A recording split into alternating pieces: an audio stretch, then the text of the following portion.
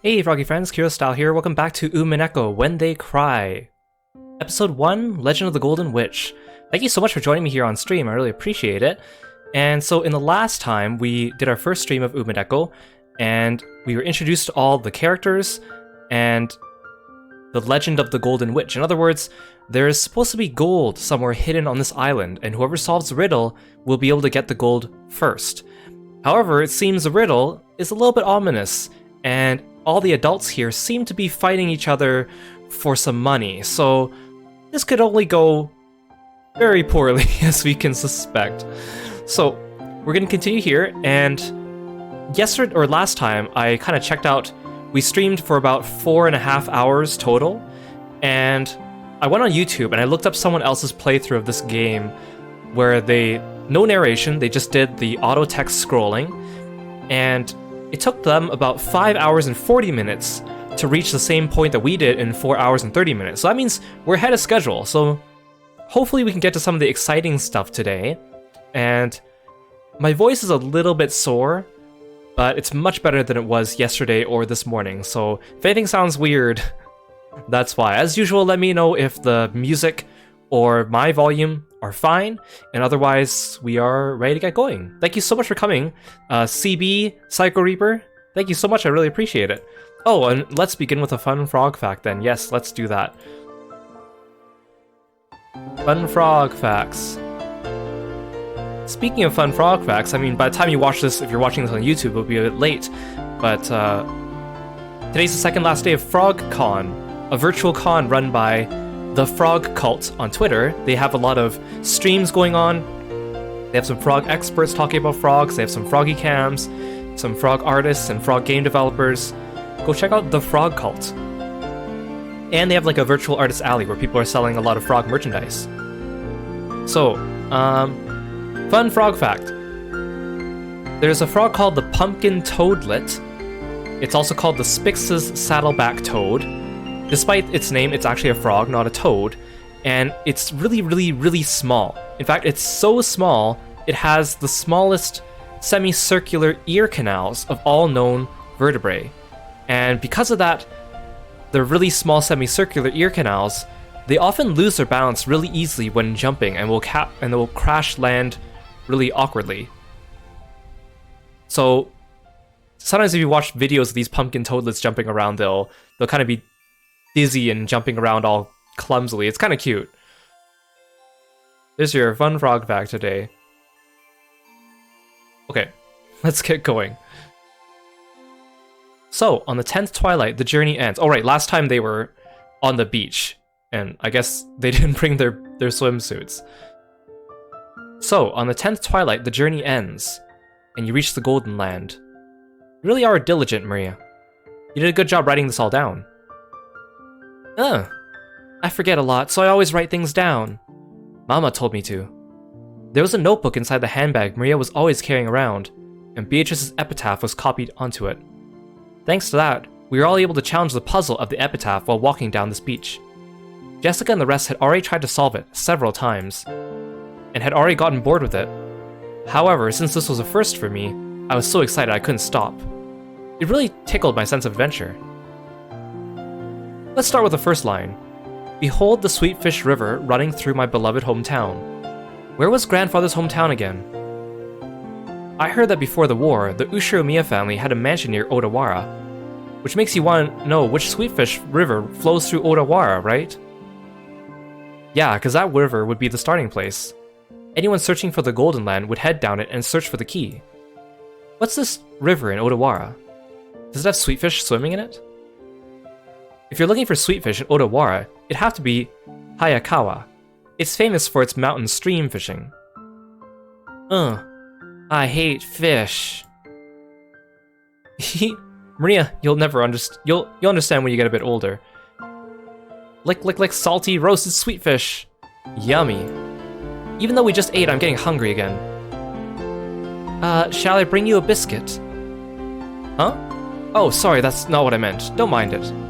Shannon-chan was faithfully keeping us company since she didn't have any afternoon chores for a while. I would have thought that since she's a servant, accompanying us would force her to take care of us and tire her out. That didn't seem to be the case for her. On the contrary, she seemed to enjoy joining in on a conversation with people close to her age. When I asked, I heard she was the sort of worker whose room and board were supplied by her employer. So normally the only person close to her in age was Jessica. Yeah, I can imagine how that might be pretty dull. Okay, so I get that the sweetfish-filled river near Odawara is Hayakawa. In that case, we've got to go down it. Do you find anything if you head down Hayakawa River? If you follow it downstream, you'll arrive at the ocean. Of course, you'd reach the mouth of the river. And the third line of the epitaph was, as you travel down it, you will see a village. By the way, since long ago, the mouths of rivers have been key points in transportation, and large cities tend to be built there. That'd be the next checkpoint. That's a pretty good theory. Just like you guessed, there's an old city there that was very prosperous in ancient times. That's where Odawara Castle is. Ah, I think I might have gone to Odawara Castle on a field trip once. It really was a wonderful castle. Yeah, I also went there. Even though I live in a Western-style house, it's true that Japanese people feel calmer with a Japanese layout.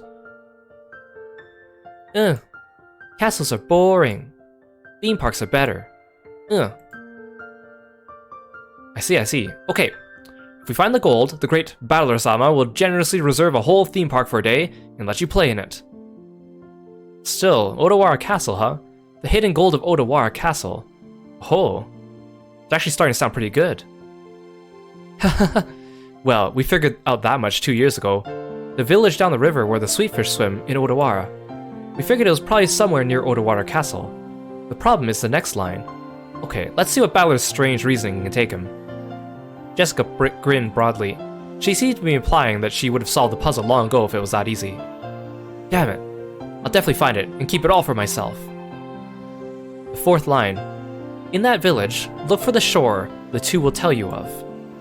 I don't know what it means by the two, but anyway, the shore. What does it mean by the shore? No, wait. Is there any place near there with a shore or kishi in its name? Hey, Mushroom, welcome to the stream. Thanks for stopping by. How am I feeling? I'm feeling much better, thank you. I've heard there's a place called Sogakishi in Odawara. Huh? Wow, you sure know a lot about it. What could that mean? Shannon-chan, are you trying to solve the riddle and get the gold too? That makes us rivals. It's not like I'm interested in gold. It's just that George-sama told me about it before. That's because we reached the same conclusion 2 years ago.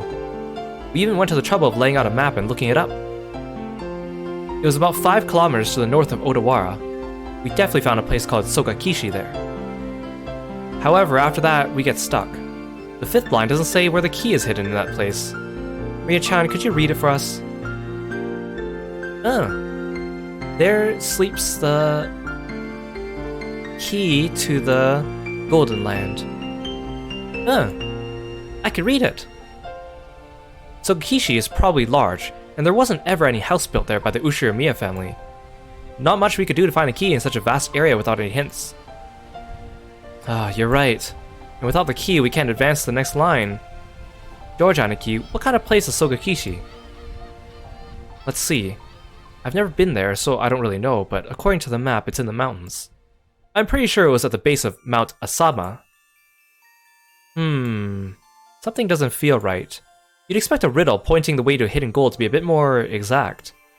I get the feeling that even the part about Sogakishi was a mistake. Well, I think it could be Sogakishi. It could be talking about some house that grandfather lived in when he was a kid that we don't know about. After all, the first line mentioned his beloved hometown. Shannon, you served grandfather alcohol and stuff lots of times, right? Hasn't he ever talked to you about his past? The master almost never speaks of the past. However, he talks of the Great Kanto earthquake as though it was someone else's story. So he may have been living far away from the Kanto area. The Ushiramiya family may have been living in Odawara, but not all the branch families were. Grandfather often called himself part of a branch family, the least connected to the successor. And that means the beloved hometown might not even be Odawara at all. I've never heard anything about grandfather's hometown. I doubt he'll actually tell me if I asked.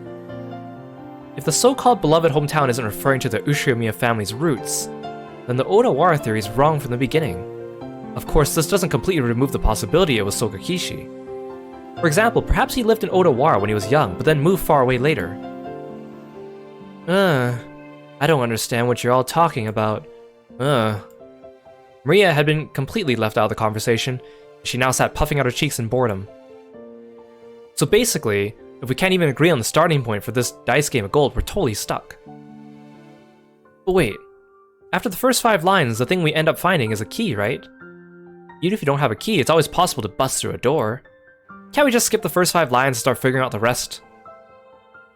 Oh, I hadn't thought of that. Oh well, we're just wasting time anyway. Let's hear the rest of Balor's reasoning. But in the next part, it gets dark really fast. Shannon-chan frowns slightly.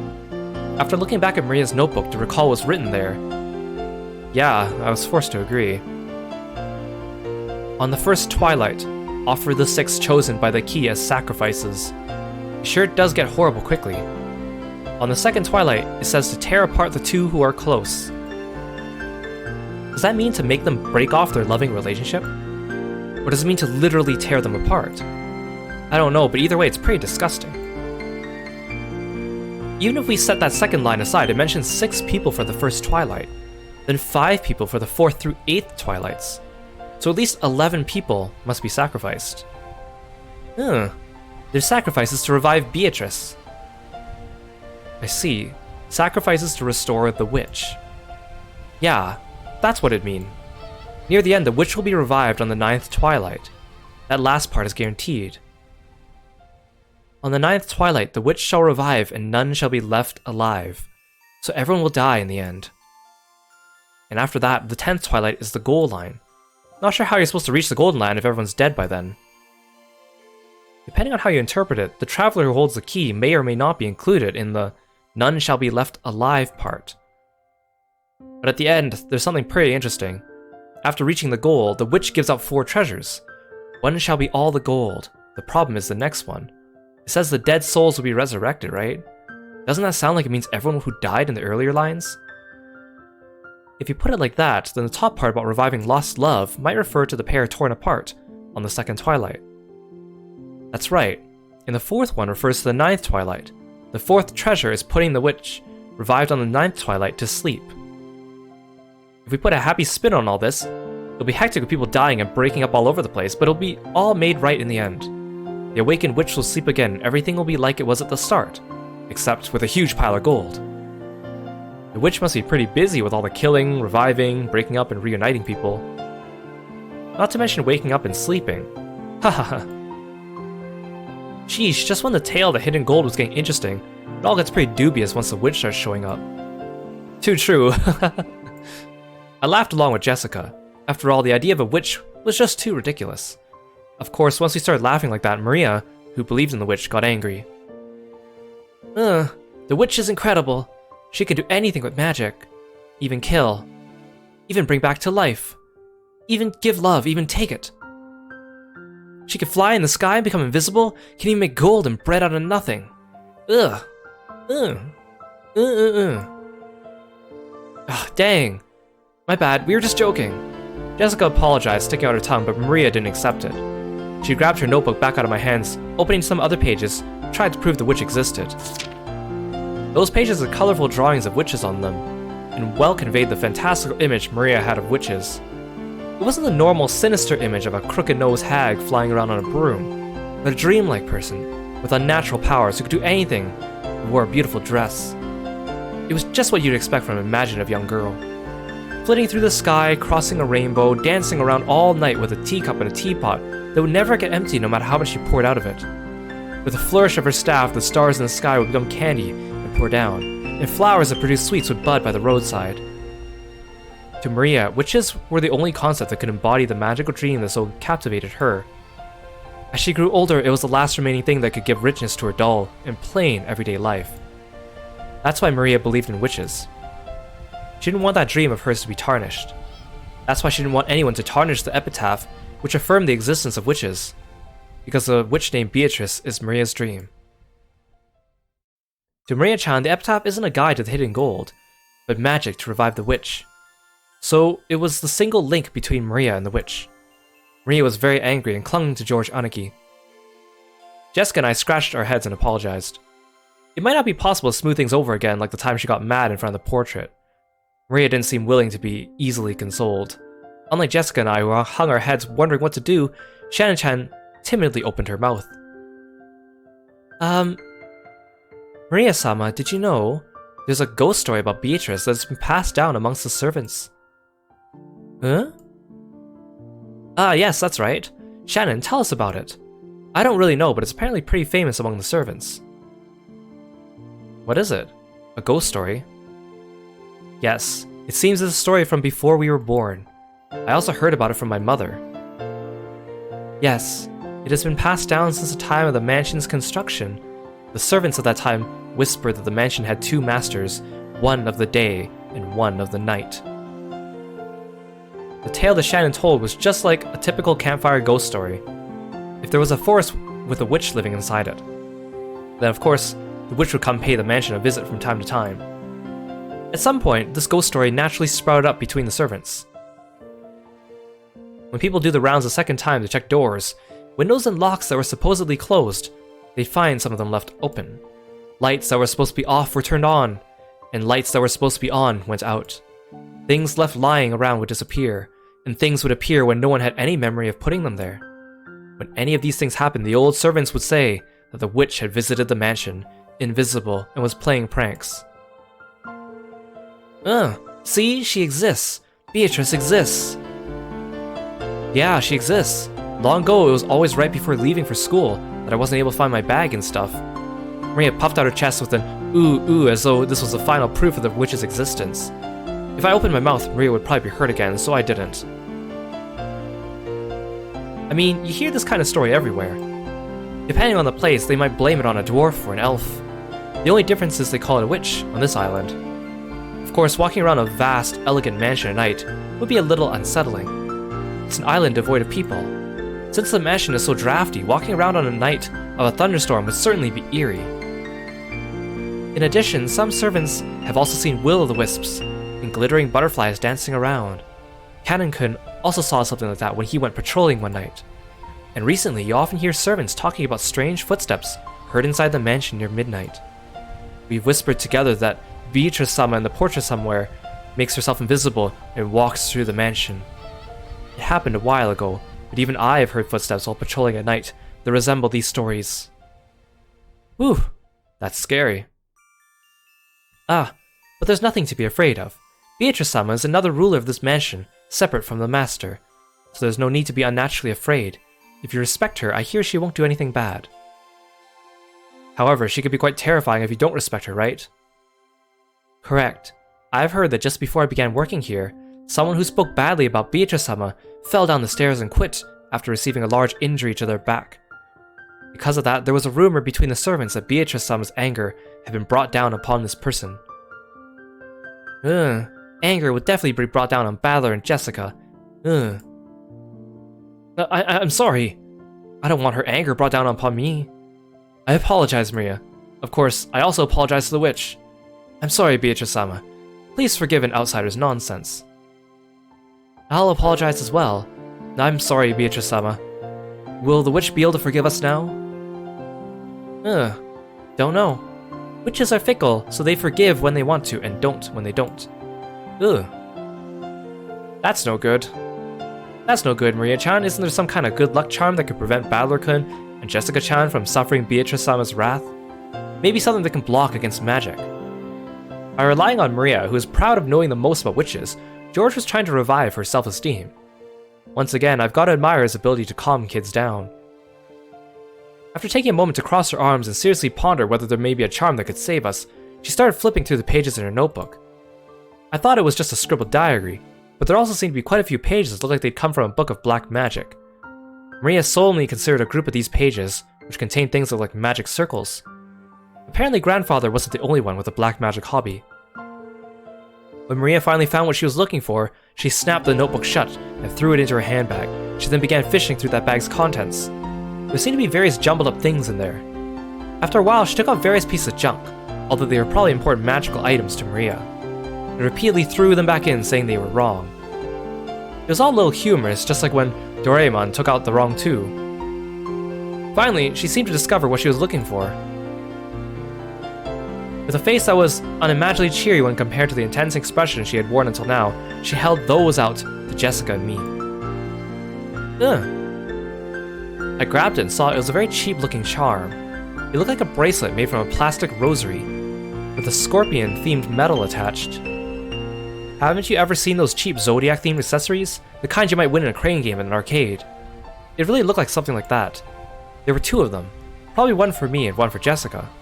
However, the very fact there were 2 of them made them feel even more cheap, like manufactured goods, making it pretty hard to think of them as magical items.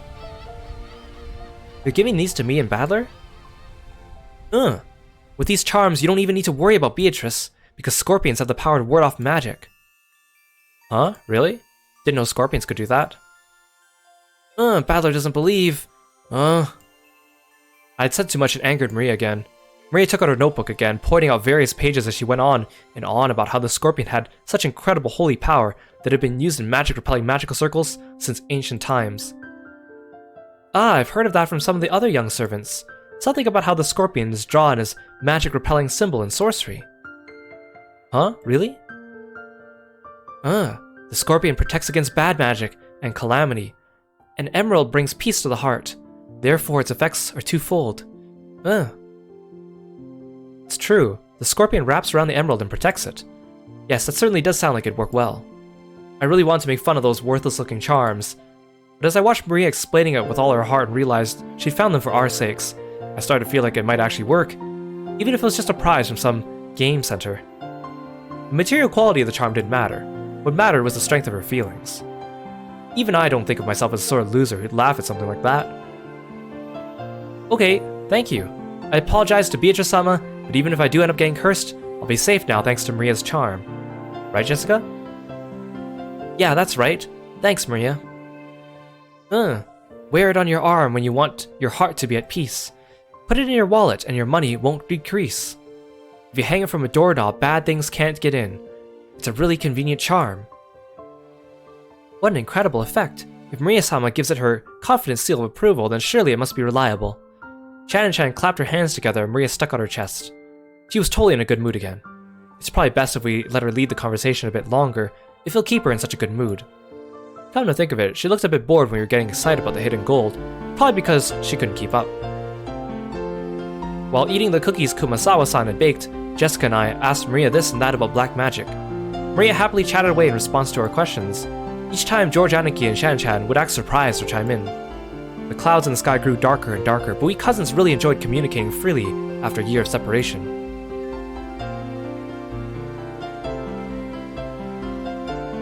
Huh? Did I just feel a drop on my forehead? Huh? I wonder. As George Aniki rubbed his forehead, he looked up at the sky. Considering the color of the sky and the dampness of the air, it wouldn't have been odd for a raindrop to hit him. The wind also seemed to have grown a bit stronger. I didn't feel a drop. Only I didn't. Don't worry, neither did I.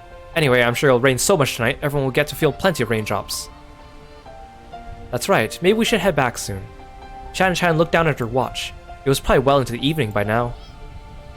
Is it already time for you to return to your work? Yes.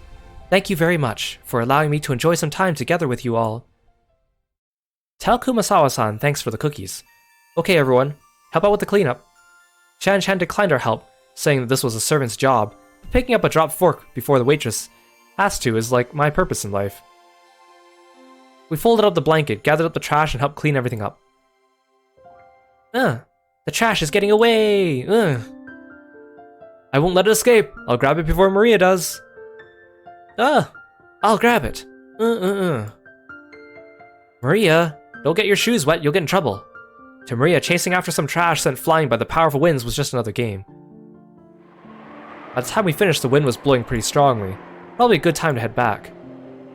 You've all helped me out a lot. Thank you very much. It looks like you're really out of time. It's okay if you head back first. George Aniki perceived from her hurried appearance that very little of her free time was left. Genji-san's very strict about time. If you don't show up where you're supposed to be at the right time, I bet he'll be pissed. We'll see you later. Do your best with your work. Yes. Then if you'll excuse me. After making a respectful bow, Shan-chan ran towards the rose garden. Okay, let's head back to the guest house. We can watch TV or something and relax a little. Wanna watch TV. Wanna watch TV, Then it's decided. Let's all head back and watch TV together. Maria, who wasn't done having fun, agreed once television was mentioned. We climbed up the gentle stairs and returned to the rose garden.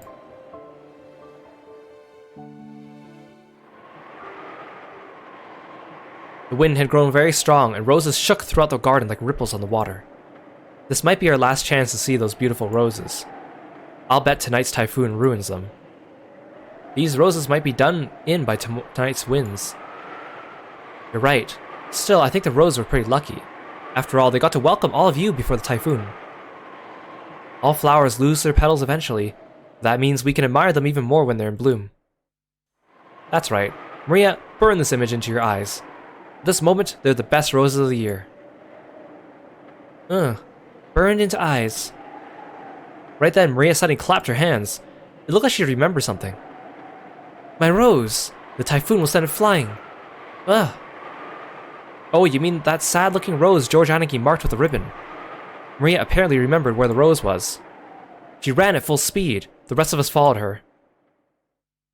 Huh? Where was that again? I'm sure it was somewhere around here. We searched everywhere around that area, but it was only a single flower among all the roses after all. Even though we knew it was somewhere close by, we weren't able to find it. The winds making up the typhoon's front lines made roses throughout the garden undulate. It was almost like it was teasing us by making the location of Maria's rose impossible to find. Maybe it wasn't here. Let's try spreading out a bit in our search. Sounds good. Let's go for strength in numbers. What's up, Maria? As we made to split up and search, Maria tugged on my jacket with an unhappy face. You could tell she didn't want us to leave that spot. What is it? What's wrong? My rose is here. It's here. But it's actually not, right? Maybe it was on the other side of the flower bed. If we all look, we'll find it fast, okay? It's here! My rose is here! Look for it! Look for it!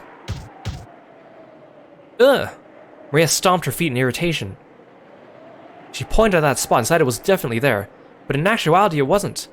Even so, Maria got mad when we said we were going to search elsewhere. We were at a loss for what to do. For a while, we had to stay near Maria and pretend to search through that rose thicket. Not here! Not here! Not here! Maybe she's saying it should be here, but isn't. Maria became increasingly irritated. Oh man, Maria's really losing her temper.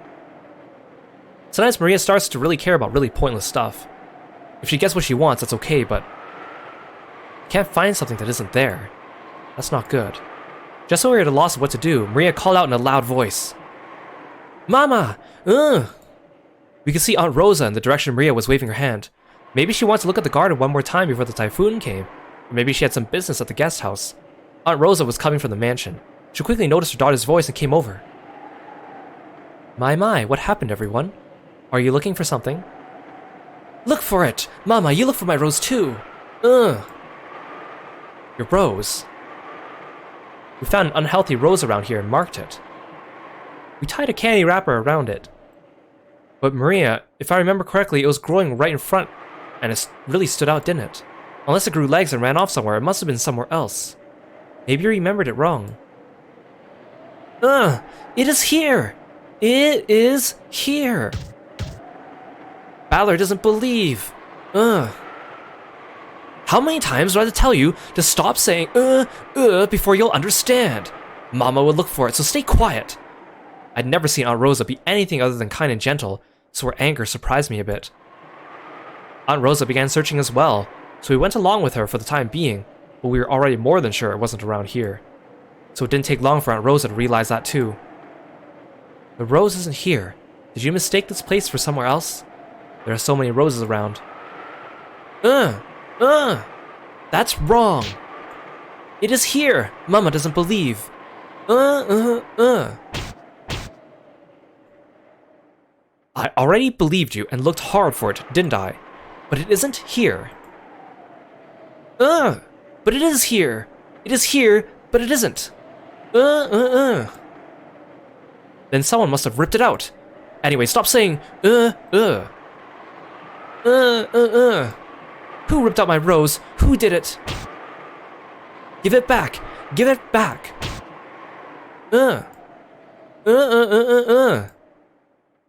How should I know? Stop it. Stop saying, Aunt Rosa slapped Maria's left cheek with her palm. In that instant, Maria was shocked into silence. Of course, it was only for an instant. When Maria realized that her wish was being rejected, she started yelling even louder. My rose. My rose. Didn't I tell you to stop that weird habit? That's why all the kids in your class make fun of you. Cut it out. Once again, her palm slapped Maria's cheek. This time, she didn't go silent. She choked as she started crying and began to bawl in an increasingly loud voice. Aunt Rosa was clearly irritated and lifted her hand once more to try and shut her daughter up. Aunt Rosa, now she's just a little kid, so there's no reason to get so serious. I tried to cut in with a bitter smile, rubbing my hands together. But Aunt Rosa glared at me with a serious face, and I realized I should have stayed out of this. I'm sorry, but could the rest of you go back to your room for a bit? I need to have a little talk with Maria. Nobody believes in my rose, even though it was here. Look for it. Look for it. Here, it was here. But it's not here. So you must have confused this place for somewhere else, right? It is here. It's definitely here. Then it disappeared. Give it up. Why? Why did it disappear? Why? Why? I don't know that. So stop saying, Aunt Rosa once again raised her hand, overcome by emotion, and slapped Maria's cheek. It was strong enough to knock Maria over. Hey, Aunt Rosa. Even if she is your daughter, violence isn't the answer. I stepped between them to protect Maria, who was still on the ground crying, I knew that, as an outsider, problems between parent and child were none of my business. But I wasn't brought up to just silently observe something like this. Don't you think it's weird, Battler-kun? Are there any girls in your school who mutter, Well, I am in high school. For an elementary schooler, I think saying, is pretty cute. Cute? Saying, is cute? Cute? My careless words seemed to have earned me Aunt Rosa's wrath. She grabbed my collar with a terrifying expression. Don't say such nonsense. Do you know how old Maria is? She's 9. She's a 4th grader, not a kindergartner. But she still makes a sound during class. Don't you get it? Do you know what they say about this kid when they bully her? Thanks to this weird habit, she still hasn't made a single friend. Don't turn your eyes from reality and carelessly call Maria cute. Think more seriously about this kid's future.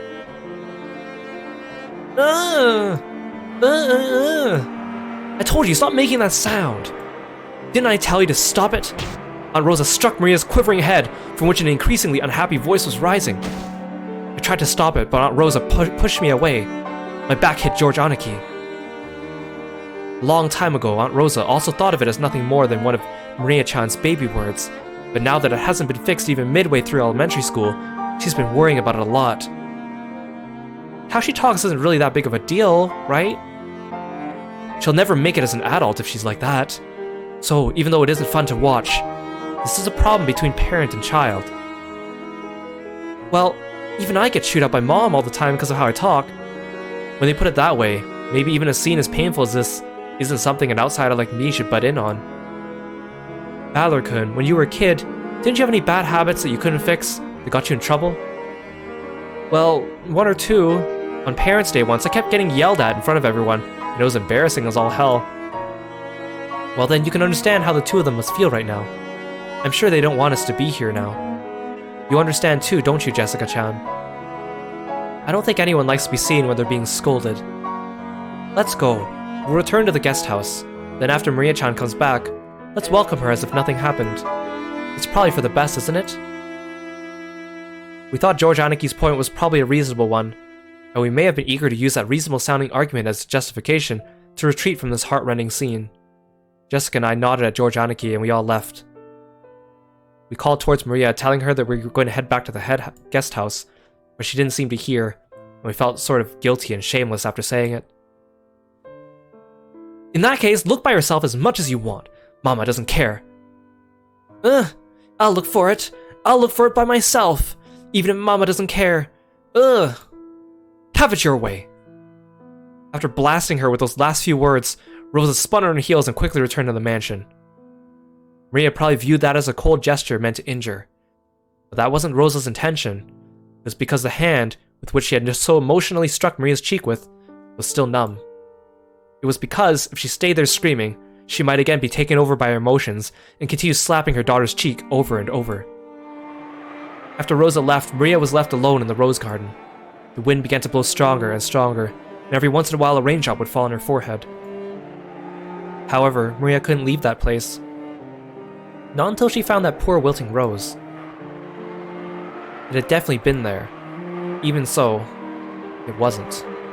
Even though she knew the place, and even though it had been there, it wasn't. Maria bitterly stared at the place it was supposed to be and thought frantically, maybe the angle I'm looking from is wrong, maybe the height I'm looking from is wrong. While gazing at a single point, Maria repeatedly stood up, changed her position, and continued to stare. The wind was getting stronger and stronger, but Maria kept on looking for that rose in front of the flower bed. Hey Celeste, welcome to the stream. Thanks for stopping by. Thanks for summoning Kirby.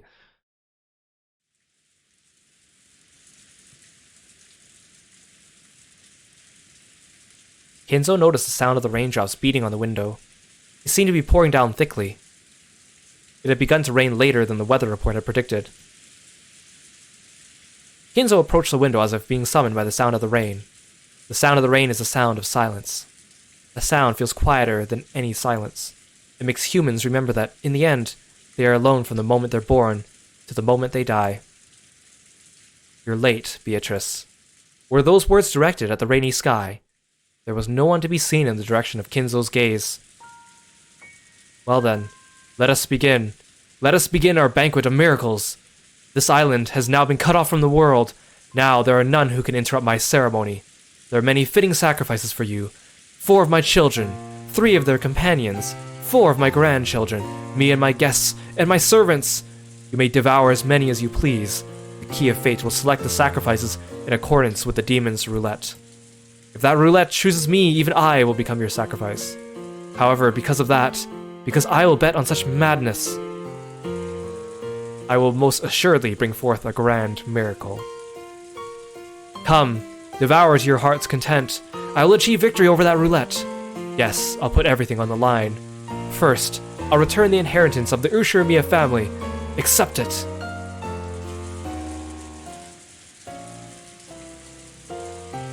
Kinzo tore the window open, ripped a golden finger, not a golden finger, a golden ring off his finger, and forcefully threw it away. I can read today. At that time, the sound of thunder rang out, giving the illusion that the lightning had accepted the ring. And when you are resurrected, surely I will be the one who stands witness. I will survive until the end and watch over you as you awaken. So come, Beatrice, welcome to my banquet. In exchange for all I have created, show me another miracle just this once. Oh. Beatrice!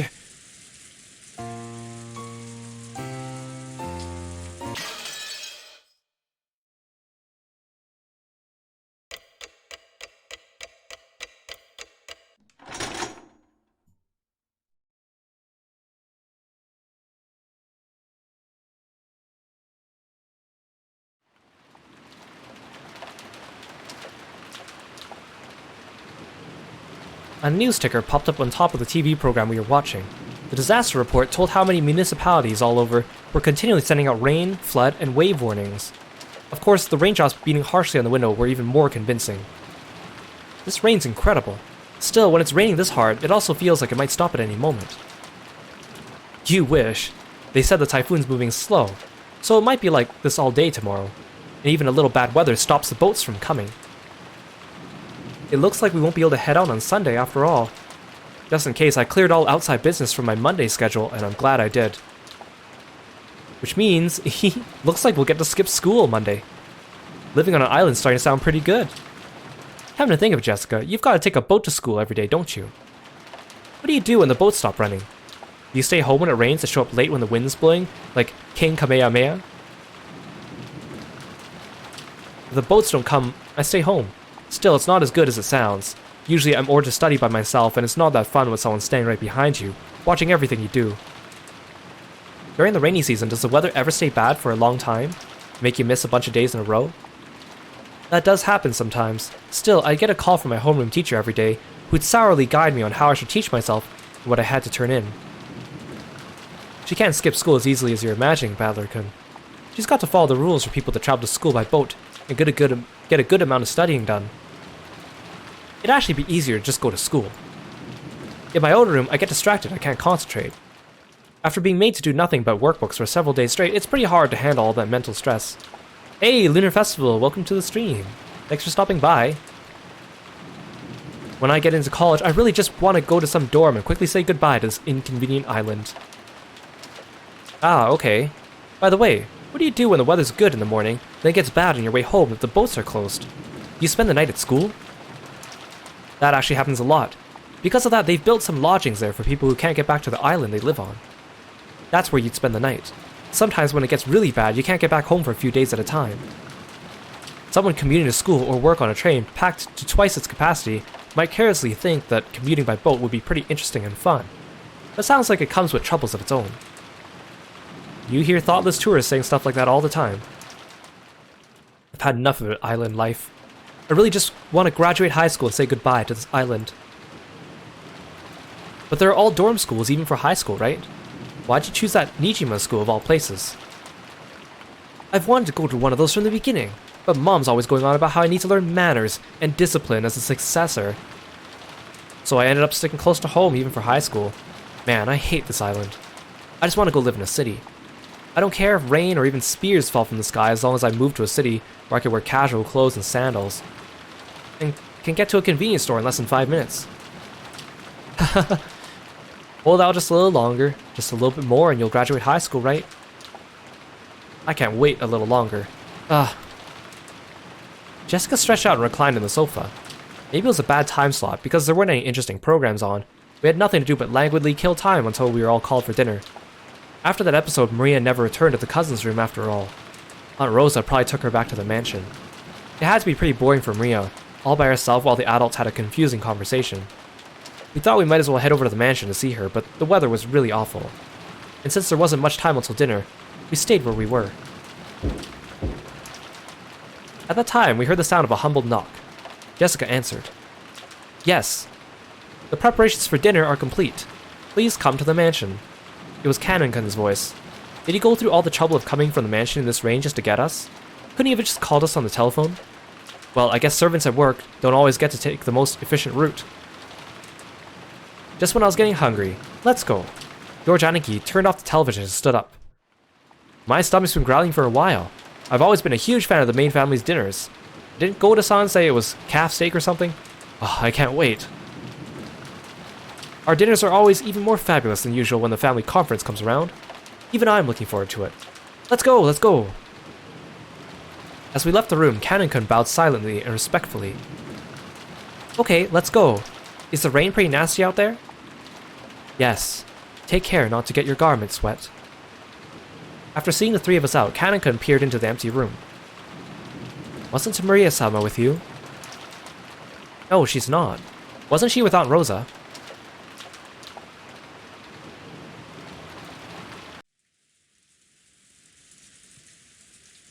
Rosa was lying on a sofa in the empty parlor, having fallen asleep before she knew it. She was bearing a burden that the children couldn't imagine. That's why she only needed to let her guard down a little before the weariness immediately dragged her into the world of sleep. Realizing this, Genji brought a blanket over to her. When he tried to spread it out over her, her eyes snapped open as though she'd been shocked with electricity. Ugh! Thank you, Genji-san. When she realized that the thing she had touched was just a blanket, and that Genji had been considerately giving it to her, she let out a sigh of relief. Did I wake you? My sincere apologies. No, it's okay. I hadn't planned on sleeping in the first place. What time is it now? When he was asked for the time, Genji checked a pocket watch that he took out of his chest pocket. It is slightly after 6 o'clock. Rosa gave her head a little shake when she realized that not much time had actually passed, even though it felt like she slept for ages. Even though she didn't feel rested at all, the drowsiness that enveloped her must have been pretty deep. Thank you. I'll be fine without the blanket. I mustn't sleep at such a strange time. My sense of time has been completely thrown off. The rain.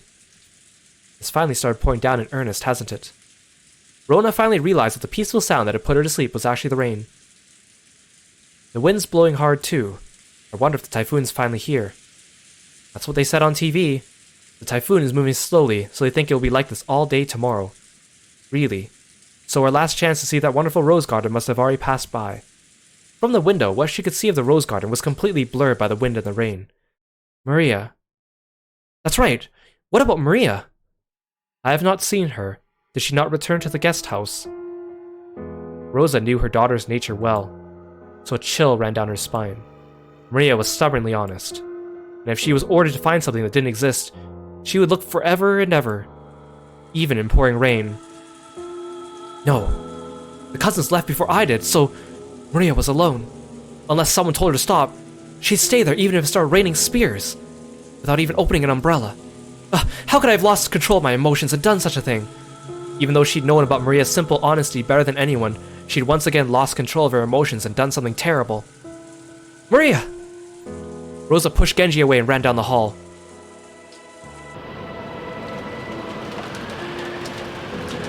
The outside really looked like a typhoon, and the rain was pouring down spectacularly.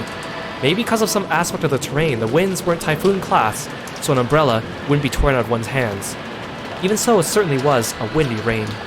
There was no time to admire the roses being drenched. Anyway, I'm getting pretty worried about Maria.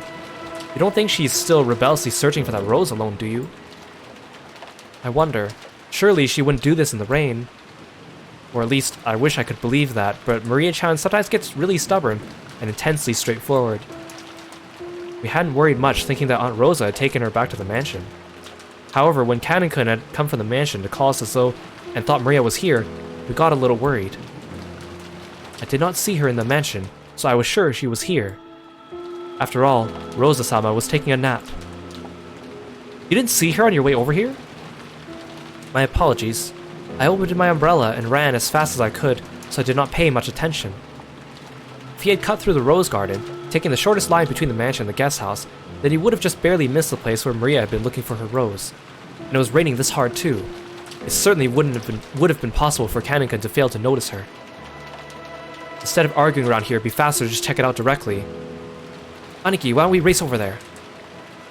Oh, do you think you could beat me now that you've been growing for 6 years? Okay, let's settle this. Go! George, Aniki, and I flew out into the rain. Jessica and Kanin-kun followed behind us. Maria! If you're there, answer me! Maria! It's Aunt Rosa. Hey, Aunt Rosa! When George Aniki called back, Aunt Rosa jumped at him and grabbed onto him. Where's Maria? Isn't she with you? No, we didn't meet with Maria-chan after that. Maria! 6 years ago, Maria was 3 years old. She was a cute and pure kid who just accepted whatever anyone said. The 6 years have passed since then. She's 9 now, and experiencing the ups and downs of life should have taught her something. But Maria, are you telling me you're still as innocent and pure as you used to be? Hey Sylvian, welcome to the stream. Thanks for stopping by. Welcome, welcome. Maria! As I circled the rosebed, something white unexpectedly turned to face me. It was a white umbrella. Maria was crouching down, holding a white umbrella and still searching for that rose. Ugh. Her face, which had turned bright red from her crying her eyes out, was dirtied with water and mud. It was a truly pitiful sight. Maria! Are you still looking? Can't find it. Can't find a rose. Maria had probably been here since the rain started pouring down. Her shoulders were freezing. She looked tired to the bone, but fortunately, since she was holding an umbrella, she wasn't completely soaked. The umbrella probably came from the handbag Maria always carried around. Thank goodness. Seriously, thank goodness. Adler-kun, thank goodness you found her. Maria! I'm sorry. I'm so sorry. Aunt Rosa threw her umbrella aside and hugged Maria. It's not here. My rose isn't here. I'll look for it with you later. Okay? So just put it on hold for today. Okay? Put it on hold for today. It looked like Maria still wasn't able to accept it, but she no longer had enough energy left to resist. Jessica and Canigan caught up with us. I'll have a towel ready in the mansion immediately. Maria, were you here this whole time? I'm sorry. I'm sorry for being such a bad mother. Aunt Rosa, why don't we head back to the mansion for the time being? If we stay here, Maria will catch a cold. You're right. Maria, let's go. If we don't get you cleaned up, Grandfather will be mad. Ugh. Hungry. It's already time to eat. You did a good job holding out, Maria. Once the weather gets better, we'll all go search together. We couldn't stay in the rain forever. We took Maria with us as we headed back to the mansion. Maria apparently wasn't as worn out as I thought. When she remembered we were having calf steak for dinner, she started chanting, I'm hungry, and returned to her usual spirited self. Aunt Rosa didn't chide Maria for saying, I see. So she had an umbrella on her. Maria sure is good at packing the right stuff. I didn't bring an umbrella. What? Then how did you get that white umbrella you're holding? I borrowed it. Some caring person must have brought her an umbrella. A normal kid would look for shelter once it started raining, but Maria was too stubborn to give up so easily. So maybe that caring person gave up on telling Maria to find shelter, then decided to at least give her an umbrella. I see. I'll have to thank that person. Who was it? Beatrice. The name Maria cheerfully mentioned was that of the island's witch. Rosa took a deep breath and asked again, trying to do so in a way that wouldn't damage Maria's good mood. Really? That's wonderful. So, who was it? Who brought you that umbrella? Beatrice. Maria immediately realized that her mother didn't believe her and started crying out unhappily again, so Rosa stopped pursuing the subject. It'd probably be faster to ask whoever lent Maria the umbrella during dinner, rather than ask Maria herself. Things are getting spooky! Father, please at least join us for dinner. It won't be a family conference otherwise. Hey, Meteorite! Welcome to the stream. Thank you so much for the raid, I appreciate it. Hi everyone, thanks for stopping by. I hope you had a good stream yourself. And anyone here, you should go check out Meteorite when you get a chance. Very cool streamer. Really cool friend. Thank you so much. And welcome, everyone. I'm Kiro, and we're playing Umineko When They Cry. It's a visual novel with a puzzle, murder, mystery, and other things. Welcome. Along with a dull pounding on the door, the sound of Krause's entreaty could be heard. However, that voice seemed to be resigned to the fact that nothing it said would be heard. Kinzo-san, won't you at least come out for dinner? All your children have gathered here to see your face, haven't they? Silence, Nanjo. So, the bishop won't work. One move too short. Apparently, Kinzo was completely focused on the final battle of his long-lasting chess match with Nanjo. Kinzo's brow was wrinkled as he continued to glare at the game board through his spectacles. Krause's voice didn't reach his ears. Hey, Twilight Red Mage! Welcome to the stream. Thanks so much for stopping by. Hey, Meteorite, yeah, murder mysteries are amazing. I like murder mysteries a lot. This game has such an interesting story to it. I'm really excited to share it with more people. Kinzo-san, I'm hungry myself. Why don't we go down and eat? Go by yourself if that's what you want. Let me consider this next move for a little longer. We are going to finish it tonight. Otherwise, it's doubtful we'll finish before the world ends. Nanjo rose from his seat, hoping this would prompt Kinzo to do the same. But Kinzo's eyes never left the chessboard. He knew well that Kinzo always displayed a blind concentration when it came to chess, but he'd never seen Kinzo concentrate as hard as this. It was almost as though Kinzo was telling the truth, and there'd be never another chance for them to continue their contest if they didn't finish tonight. It seemed that no matter how obstinately he called out to Kinzo, it wouldn't reach the latter's heart. Nanjo gave up and headed to the door that Krause was still banging on. The door to the study opened. Krause was taken aback, thinking that maybe Kinzo was actually coming out. However, Nanjo was the one who appeared, and Krause let out a sigh of relief. Dr. Nanjo, his father? I'm sorry I couldn't be of service. Right now, this room is Kinzo-san's whole world. Nanjo shook his head with a completely defeated expression. Krause raised his fist once more and banged on the door, shouting, Father, can you hear me? We're heading down now, but please join us anytime you feel like it. All of your children are waiting for you. His voice was very loud, and he was making a racket pounding on the door. There was no way it wouldn't reach Kinzo's ears. Well, it certainly was reaching him, but he ignored it anyway. However, unlike the time he'd been called down for lunch, he didn't fly into a rage. And now Kinzo was calm at heart, almost as though he had taken on a philosophical view and turned himself over to fate.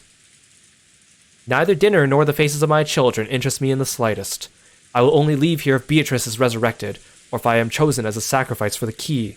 The demon's roulette has already started spinning. What meaning does dinner have at this point? As though the painfully loud bang on the door completely failed to enter his hearing, Kinzo silently thought about his next chess move, still in his philosophical state. Just as always, Kinzo's figure couldn't be seen anywhere in the dining hall. Kraus, wearing a bitter smile, returned with Nanjo. Father says he's still not feeling well. He truly regrets missing this once-a-year opportunity to sit together with his gathered family. Ava and Rudolph sniggered. Given Kinzo's personality, there was no way he'd show signs of regret, and none of his relatives showed any regret at his absence. Then why don't we start dinner? Goda, begin.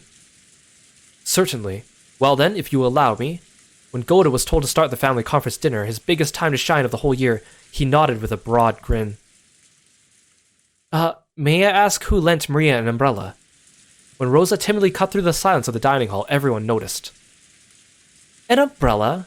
What's this about? A short while back, Maria was in the rose garden when it started raining. She apparently borrowed a white umbrella from someone. I wanted to thank them. It wasn't one of us. After you left, we moved to a different room and had a friendly chat that whole time. Aha, that's right. Even after that, the siblings had a real friendly chat. The word friendly fell awkwardly from Hideyoshi's lips, so even those who hadn't been present could tell the conversation hadn't been a pleasant one. At the very least, it couldn't have been me, Ava, Rudolph, Hideyoshi-san, or Kirie-san. We were together the whole time, even after Natsuhine-san and Rosa-san left. The whole time until the meal started. Nii-san went up to the study with Genji-san to call father. At that time, the rest of us went straight to the dining hall, so it wasn't one of us. Couldn't it have been a servant kind enough to lend an umbrella? So, was it you, Goda-san? I've been in the kitchen this whole time preparing. My sincere apologies. Goda looked slightly disappointed about missing the chance to show off. At that time, Shannon and Kumasawa-san appeared, pushing a serving cart loaded with hors d'oeuvres. Then what about Kumasawa-san or Shannon-chan? Yes? Has something gone wrong? Because Shannon had come in part way, she shrank back, mistakenly thinking others were searching for the one responsible for some error. It isn't like that. It starts raining when Maria-chan was alone in the rose garden. After that, someone lent her an umbrella. Aunt Rosa said she wanted to thank that person. Beatrice! Maria, her mouth at a thin line, said the witch's name in a small voice. Aunt Rosa explained the situation once more. As she did, Kumasawa-san cackled. Ho ho ho! It wasn't us. Shannon-san and I were preparing the rooms together, so we did not go outside. Yes, I'm sorry I wasn't able to be of assistance. Preparing the rooms? What do you mean by that? Because of the rain, we thought it would be troublesome for all the guests to return to the guest house, so the servants were ordered to prepare the guest rooms inside the mansion. Really? How thoughtful. Yes, it certainly would be rude to chase us outside in this rain. Could you give it a rest? Yes, after receiving the order from Madam, Kumasawa-san, Kanan-kun, and I started preparing the rooms. Then it became time for dinner, so Genji-sama ordered Kanan-kun to go to the guest house and summon the children. Yes, so did Kanan-san find Maria on the way to the guest house and hand her the umbrella. Wrong! The person who had actually received the umbrella denied it. Rosa was troubled, and all she wanted to do was give a word of thanks to the person who had lent the umbrella, but she couldn't find them. And she thought asking like this with everyone gathered for dinner would work immediately. Then, was it you, Natsuhine-san? I'm sorry, after everyone's friendly chat, my headache was so bad I had been resting in my room. Therefore, I did not go outside. Then, who was it? George-kun and the kids. That can't be right. No, it wasn't us. We were watching television in the guest house the whole time. Actually, we thought Maria had just gone to the mansion with you. Then Kanan-kun came, and he asked whether Maria was with us. That's when we realized she wasn't in the mansion. I mean, if it were me, I'd have grabbed her hand and pulled her under a roof before giving her an umbrella. Rosa was completely baffled. One by one, the relatives and the servants denied they had done it, even though it really wasn't something anyone would need to hide. So, by process of elimination, the number of remaining candidates wasn't large. Of course, it wasn't me.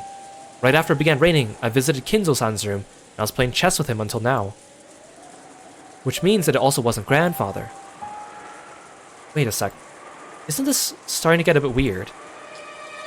Who's left? Then, who was it? Genji-san? Huh? Wait a second, don't get me wrong. It's not like I'm searching for some culprit or anything. All I want to do is, as a mother, thank the person who gave Maria an umbrella, and in the middle of the rain. Giving an umbrella to a girl loitering in the rain was something to be praised, not hidden. Despite that, no one raised their hand. Why not? Everyone started whispering about how strange this was getting. Calm down, Rosa. Why don't we just ask the person who was lent the umbrella? That's what everyone had been thinking since the beginning. They were all scratching their heads at why she didn't just ask Maria, who had been given the umbrella. However, Rosa bit her lower lip. After all, she already knew how Maria would answer if asked. Of course, Rudolph-kun, he's got it right. Maria-chan, tell your uncle who lent you the umbrella. Beatrice! The dining hall was wrapped in silence for an instant. It was soon interrupted by a burst of laughter. I see, so Beatrice, the witch of the forest, felt pity and lent her an umbrella. What a lovely story. Rosa, there you have it.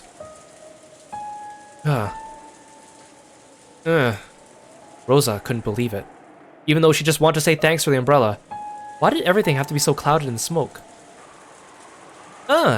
Just like Uncle Kraus said. Beatrice, let me borrow it. Ha ha ha, isn't that wonderful?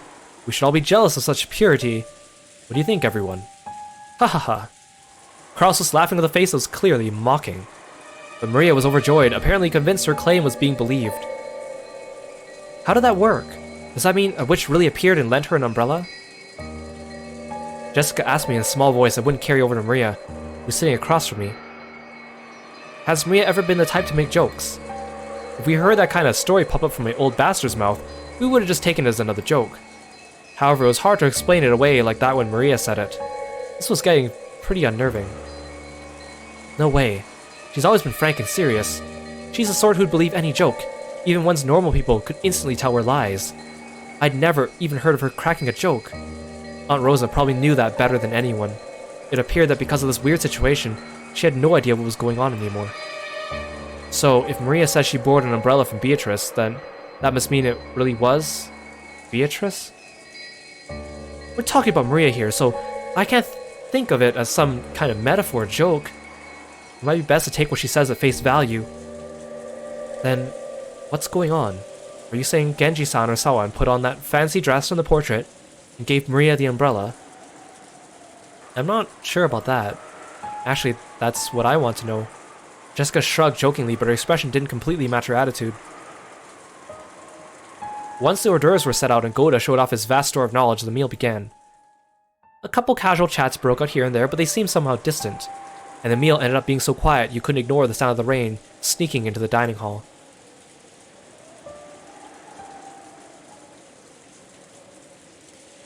Kumasawa and Shannon, pushing the serving cart, ran to Genji and Cannon on their way to the kitchen. Oh, it's Genji-san. Did you lend Maria-san an umbrella? An umbrella? What are you talking about? Well, I heard that when it started raining, Maria-sama was alone in the garden. It seems she borrowed an umbrella from someone there, but we don't know who it was. It wasn't me. After all, I actually thought Maria-sama was in the guest house. When Battler-sama first found her, she was already holding a white umbrella. My apologies, but it was not me either. Then, could it actually be the master? Both in the dining hall and right here, everyone had stated that they hadn't done it. That left only Kinzo, but maybe he went walking down the corridor for some reason, and he just happened to see Maria-sama in the rose garden without even an umbrella. The master is not particularly fond of Maria-sama. I agree. I can't imagine that for Maria-sama's sake, he'd go to all the trouble of descending the stairs with an umbrella. Oh my, how troublesome. Does that mean the one who lent Maria-sama an umbrella really was Beatrice-sama? Ho ho ho. Kumasawa laughed. just like the relatives in the dining hall who had laughed it off. She couldn't think of any other way to break through the smoke veiling the current situation. Just then, the crisp sound of hands clapping twice rang through the hallway. They all turned around at once to see Goda coming out of the dining hall. Okay, everyone. When serving a dinner, proper timing while setting the table is essential. Please immediately see to setting out the soup. Genji-san, the women, are in the middle of an important job, so please don't get in the way. Kanon glared at Goda for being rude to Genji, a person Kanon respected. Genji, realizing this, patted Kanon once on the shoulder as a warning. Kanon reluctantly turned away and returned his expression to normal. Obey Goda's instructions. Hurry and prepare the dinner table. Come now, there's no time. Don't dawdle. Hurry! Goda grabbed the serving cart from Shannon and steadily pushed it towards the kitchen. Then please allow us to return to the kitchen. After all, Goda-san's temper is very short. Ho ho ho. Please excuse me as well. Kumasawa and Shannon left. Only Genji and Kanon remained. Through the window, the darkness of the rainy night could be seen along with the occasional thunderbolt. Genji-sama. Did Beatrice-sama really return? I don't know. Shall I inform the master? That is not necessary. If she truly has returned, she will eventually appear before the master of her own accord. Furthermore, she is a fickle person. It would be pointless to report to the master, only to find that she does not appear. I wonder if this means the master's ceremony has already begun. Probably. However, that has nothing to do with furniture like us. We must continue to return the favor we receive from the master until our final moments. Yes, that is furniture's duty. The thunder crashed once more. Except for those instants when lightning lit up the sky, nothing could be seen out the window but the darkness of night. Just as humans rule when the sun is up, those that are not human rule when the sun is down. The darkness of the night that now surrounded Rokonjima was ruled by another master, not the Ushiramiya family. Did this master take pity on Maria when she was alone, being pummeled by the rain in the rose garden, lending her an umbrella? Kanon looked out the rose garden's lights, dimly visible beyond the window. Dim lights weren't enough to illuminate the surrounding area. Looking at those lights felt like making eye contact with the witch, and Kanon forced himself to avert his gaze. If he didn't, it felt like his eyes would be absorbed by that light. Can the weather change how people act? You often hear stories about how things like atmospheric pressure can influence people's moods and physical health. For some time now, everyone had been struggling to clear the gloomy atmosphere, but any conversation was quickly cut off. In the end, the dining hall was simply filled by the sound of rain. Dessert was some kind of chocolate cake accompanied by pear sherbet. Oda-san enthusiastically explained the recipe as soon as the final dish was presented, but I quickly forgot the details. The guest of honor, grandfather, was absent, and the weather was horrible, and the identity of the one who'd lent Maria an umbrella remained a mystery. When dinner ended, no one felt even one bit refreshed. It was too late now, but I realized painfully that taste wasn't the only part of a meal. The whole atmosphere was also critical. Oda-san, the supposed conductor of this musical piece called Dinner, did his best to enliven the place, dropping little jokes left and right, but apparently not one of them succeeded. After taking orders for after-dinner coffee, tea, and orange juice, he left for the kitchen. As soon as he disappeared, Uncle Kraus spoke. My, what a waste that the dinner Goda worked so hard to create is met with such a gloomy atmosphere. Yes, absolutely. It just feels like nothing would taste good today. Oh, I'd like to know why you feel that way. Later on, I'll do all I can as your older brother to help cheer you up. Aunt Ava grimaced slightly. I'd already heard she wasn't on good terms with Uncle Kraus, but it was pretty clear now. When I looked around, I noticed that my father and Aunt Rosa were also grimacing. Apparently, there was something besides the weather troubling all of them. Both Aunt Ava and my dad aren't looking too happy. Really? I don't think so. I asked Aunt Natsuhi, who was sitting on my right, but she seemed to be in a bad mood as well. She snapped back as if to say she was absolutely not interested. Well, our adult conversation got a little complicated. It isn't something kids like you need to worry about, Balor-kun. Ha ha ha. Isn't that right, Natsuhi-san? Kirie-san? Uncle Hideyoshi laughed as he spoke, but without his usual brightness, so I could vaguely imagine just how complicated their adult conversation had become. On top of that, even Aunt Natsuhi and Kirie-san, the people he had directed his comment to, ignored him as though they hadn't heard anything. I didn't know what kind of conversation they'd been having while us kids were away, but it reminded me of how Dad said he had stomach cramps when we arrived at the mansion. The family conference might have been a playful reunion to us kids, but it was definitely different for the adults. After Uncle Hideyoshi's comment was ignored by the other adults, and an awkward silence fell over the room, Kirie-san spoke up. We were talking about how the kids' careers would turn out. Such as what lies in your future, Battler-kun. Will you just drift off onto college? Wouldn't that be a little disheartening as a starting line for the long race of life? Hey, wait a sec. Kirie-san, if you start talking about something like that in the middle of a meal, it won't digest well. We'll end up getting constipated. That's right. We're talking about Battler-kun's and Jessica-chan's careers. You've got to think seriously about the future. Wahaha. Hiroshi heartily agreed, as if they'd already been talking about that, but it was probably wrong. Kirie-san had been obviously trying to change the subject. However, if Kirie-san had determined that this was the best course of action for now, then she was probably right. Taking this into account, I cast aside my suspicions as to the cause behind Aunt Ava and Dad's bad moods. At long last, the serving cart returned, filled with coffee and tea. Kumasawa-san and Shannon-chan served it to everyone. Oda-san then explained that this concluded tonight's meal. If only the mood had been a bit more cheery, it might have been the best dinner of my life. It was a shame this best of dinners couldn't have been had been under the best circumstances. George Oni-chan, is dinner over now? Over? Yes. This dinner is finished. Don't be rude. Stay in your seat and calmly drink up. Maria looked like she was really excited by the occasionally crashing thunder. Maybe she wanted to quickly finish eating and run over to the window. She had been fidgeting for a while, waiting for the meal to end. Some people are afraid of thunder, while others find it interesting, and Maria was apparently of the latter sort. Therefore, when she heard from George Aniki that dinner was over, a huge smile broke across her face.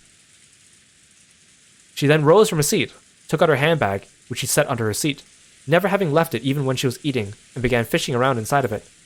No one seemed particularly concerned by this behavior. What's that? Where did you get it? George was the first to notice it. As he spoke, Battler noticed it too. They saw that Maria was now holding a beautiful Western-style envelope. On the front of the envelope, the Ushiramiya family crest, the one-winged eagle, was done in gold leaf. Furthermore, the fact that it was sealed with a dark red wax made it clear this wasn't something Maria could have bought as a prank.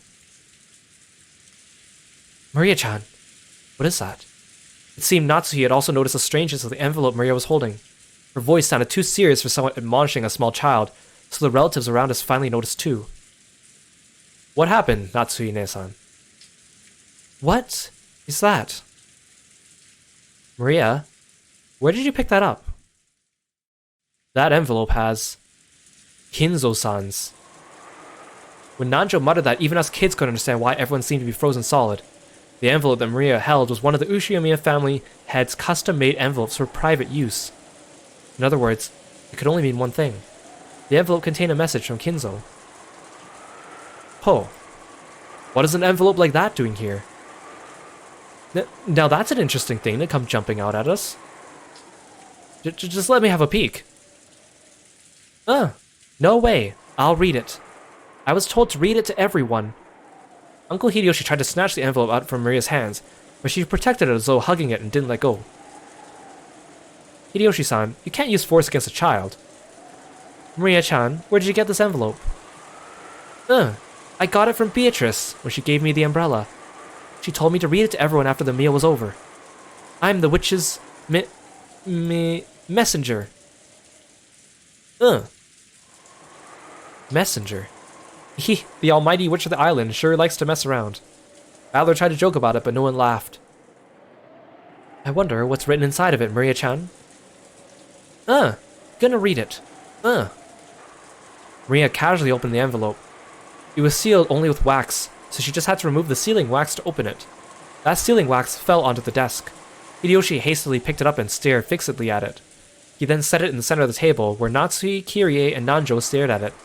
Imprinted in the sealing wax was the one-winged eagle, which was the Ushiramiya family crest, and also Kinzo's personal crest. This is the family head's personal crest. I know it from the letters I had received from Kinzo-san before. Without a doubt, this is his wax seal. But aren't there several things in this mansion bearing that crest? For example, if there was some kind of stamp for wax seals, couldn't someone other than Kinzo-san have used it? No, Kinzo-san would always use a ring on his finger, his proof of the Ushirimiya family headship, when he sealed the wax. This shape and complex design is definitely Kinzo-san's real. That is not necessarily so. Anyone in the family must have received a letter from father at least once. We can't eliminate the possibility that someone used that wax as a model to create a fake seal and pass themselves off as father. I agree with Aniki. No matter how much the seal resembles Dad's, we can't prove it's the real thing. So it doesn't prove this envelope came from him. I absolutely agree. I cannot approve of arbitrarily deciding that this letter came from father, based solely on the wax seal. Dr. Nanjo, couldn't you use a bit more discretion with your vague words? I apologize. It was not my place to speak. One after another, all the siblings from Kraus on downwards rejected Nanjo's statement, saying that the envelope Maria held wasn't necessarily from Kinzo. They were afraid. They feared from the bottom of their hearts that Kinzo's intentions were written in here, and it might be some announcement regarding the inheritance that would be decidedly unfavorable to them. Maria, the person who gave you that envelope was the same person who lent you that umbrella, right? I don't know what means. Is that true? Yes. So in other words, the witch, Beatrice, gave Maria-chan that envelope along with the umbrella. Maria nodded forcefully. I agree with my husband. It's a dubious letter handed over by some suspicious person. Is it even worth reading? There's nothing wrong with just reading it, right? Adler said it to Jessica in a small voice, trying to act tough, but Natsuki heard him clearly and glared at him with threatening eyes. And then... Beatrice told you to read it after the meal was over, right, Maria? It's okay, everyone. This envelope didn't come from Grandfather, but from Beatrice. Regardless of who actually wrote it, why can't we just hear what's inside before we decide? That's right. Even if Father didn't necessarily write it, I'd still like to know what's written inside. Maria-chan, I'm sorry I tried to take it from you by force earlier. I apologize, so will you read it aloud in front of everyone? Maria, read it. As all the relatives stared fiercely at Maria, she spread the letter open with a rustle. Do you think it really did come from Dad? Impossible. Whenever Father has announced something to us in the past, he would always send Genji if he didn't do it directly, correct? I cannot believe he would use such a joke-like approach. That's right, Maria, a messenger. That definitely doesn't suit Father's tastes. Rosa, could this be Maria-chan trying to surprise us by putting on some kind of show? Maria isn't really a kid who'd be capable of something so thoughtful. Gonna read it. The words came out of Maria's mouth, but for some reason her voice seemed different than usual. Everyone went suddenly silent. Welcome to Rokenjima, members of the Ushirimiya family. I am Beatrice, the alchemist for this family, employed by Kinzo-sama himself. That's crazy. Quiet. I have served him for many years in accordance with our contract, but on this day Kinzo-sama has announced the final suspension of that contract. Therefore, I ask you to acknowledge my resignation from the position of family alchemist from this day forth. How foolish. What nonsense. I can't stand to listen to it. Now there is one part of the contract that must be explained to all present. I, Beatrice, lent Kinzo-sama a vast quantity of gold under certain terms. One of these terms specifies that all the gold is to be returned to me upon the termination of the contract. Furthermore, I am to receive everything of the Ushirimiya family as interest. Ridiculous! It's been ridiculous from the very beginning. So that's basically one of those things, right? Doesn't it sound just like one of those contracts with the devil? The contract has expired, so they've come to collect the interest. Is she trying to grab some retirement money for her old age or something? What a cheeky witch. Adler-kun, now isn't the time to joke around. Adler made a face as to ask, if I can't make fun of this, what can I make fun of? Some of the adults' faces were pale, while others looked dazed. After hearing this, you may feel as though Kinzo-sama has been savagely ruthless. However, Kinzo-sama did append a special clause to the contract so you would have a chance to preserve your wealth and honor. If and only if that special clause is fulfilled, I will lose my rights to the gold and the interest for all eternity. Special clause. What is it? Special clause. Beatrice retains the right to collect the gold and accumulated interest upon the termination of the contract. However, if someone is able to discover the hidden gold of this contract, Beatrice must abandon these rights for all time. The collection of the interest will proceed shortly, but if any one of you fulfills the terms of this special clause, I shall return everything, including the portion that has already been collected. Furthermore, as the first step in this collection of Kinzo-sama's debt, I have taken possession of the Ushirimiya family head's ring, which signifies the passage of the Ushirimiya family headship from one individual to another. I ask you confirm this for yourselves by examining the imprint on the wax seal. Are they trying to claim that that's the meaning behind the seal? The father would relinquish his ring is unthinkable. Kraus stared at the sealing wax as if to try to burn a hole through it. Ava and Rudolph were doing the same over his shoulder. Come to think of it, when we were playing chess, I did have a strange feeling something was missing from Kinzo-san's finger. Dr. Nanjo, don't say something so careless just because of a vague memory. We can't prove its authenticity here. Only by asking Father directly can we determine whether he really handed over his ring, or whether this letter tells the truth. That's right. It's just as Kirie-san says. Do you really think Kinzo-san will tell you? After all, that person's thoughts sometimes surpass the bounds of common sense. No matter what happens, it's still nonsense. In the first place, the illusion of gold itself is one of Father's tricks. I've already heard enough talk of that gold from the rest of you. But this is the witch speaking, right? About how the inheritance and all the assets will be handed over to the one who finds the gold, right? So maybe Beatrice-sama is Father's legal advisor, or in charge of his funds. We can't possibly trust some strange person who entrusts such a suspicious paper to a child. Aniki, we need you to be frank with us. Is it possible Dad's assets are being managed by someone you don't know? No, that's impossible. As the family head's representative, I control all of Father's assets. It should be impossible for anyone to do as they please with them without me knowing it. So this must mean there are some assets you don't control, right, Kraus Nissan? How foolish. Such assets could not possibly exist. Oh, but there is such a thing. An asset of Father's you don't control. There is no way such a thing could exist. No, it does. It's Father's, no, Beatrice's hidden gold. Let's keep it simple. In short, Dad had some trusted confidant that Aniki doesn't even know about. Furthermore, this person has always been in charge of watching and managing the gold. Or it could be some eccentric rich person who offered him a loan with rules like a devil's contract. Could it be that this confidant called Beatrice is trying to test which of Kinzo's children is most worthy to be financed by her gold? Kirie's question was one that all the siblings wanted answered. Upon reflection, they realized that Kinzo's strange epitaph had hung in the hall beneath the witch's portrait for quite some time. And while it had long been whispered that whoever solved the puzzle would receive everything, no one had ever clearly stated it. It was just something that everyone had hoped might be true. And right here, right now, the thing they'd hoped for had been clearly stated in Beatrice's letter. It clearly specified that everything of the Ushirimiya family would be given to the one who found the gold. Kinzo-sama has already publicly displayed the location of the hidden gold within the epitaph under my portrait. The rules apply equally to all who can read the epitaph. If you discover the gold, I shall return everything to you. Tonight I ask you enjoy your battle of wits with Kinzo-sama to the fullest. I sincerely pray that this night will both be intellectual and elegant. Beatrice the Golden.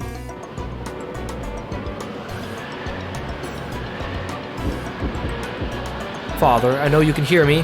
Please respond. The door to Kinzo's study was being violently, harshly beaten over and over again like a percussion instrument.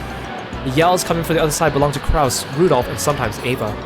It was the siblings who were trying to intrude upon Kinzo's study to question him about the truth behind that mysterious letter. Kinzo was eating. An elegant tablecloth was set over the desk, and the fabulous dinner that had adorned the table down in the dining hall was reproduced here. Kinzo continued his meal in silence. Shannon, taking away an empty plate, looked uncomfortably between the door being pounded on and Kinzo's face. Everyone is calling for you. But what should I do? Leave them. God and my meals both hold silence as virtue. Should I silence them? There's no need. It does not even reach my ears. Kinzo enjoyed his food, apparently indifferent. Genji quietly lowered his head and took a single step back. As he did, Kanon, who stood in reserve like a shadow behind, and to the side of Genji, opened his mouth. Maria-sama apparently received a letter from Beatrice-sama, so I imagine they want to test its authenticity. Ha ha ha! Has she started already then? Come, Beatrice. I have no shortage of coins to be wagered. Shall we enjoy this night to the fullest? I don't think I'll lose. Your smile will be mine for all eternity. If I could see it one more time, I wouldn't regret losing my wealth, my honor, or even my life. Well then, the roulette has begun to spin. Which pocket will the ball fall into? Noir? Rouge? Or house takes all? Come, you may begin, Beatrice. I'll show you the power of miracles once more.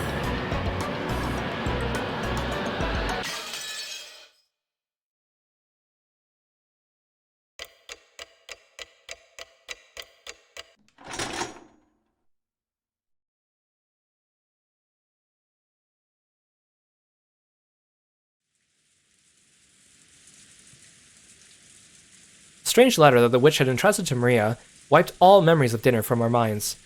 Maria was repeatedly barraged with questions by Aunt Rosa and other parents, and became increasingly ill-tempered when they refused to believe her.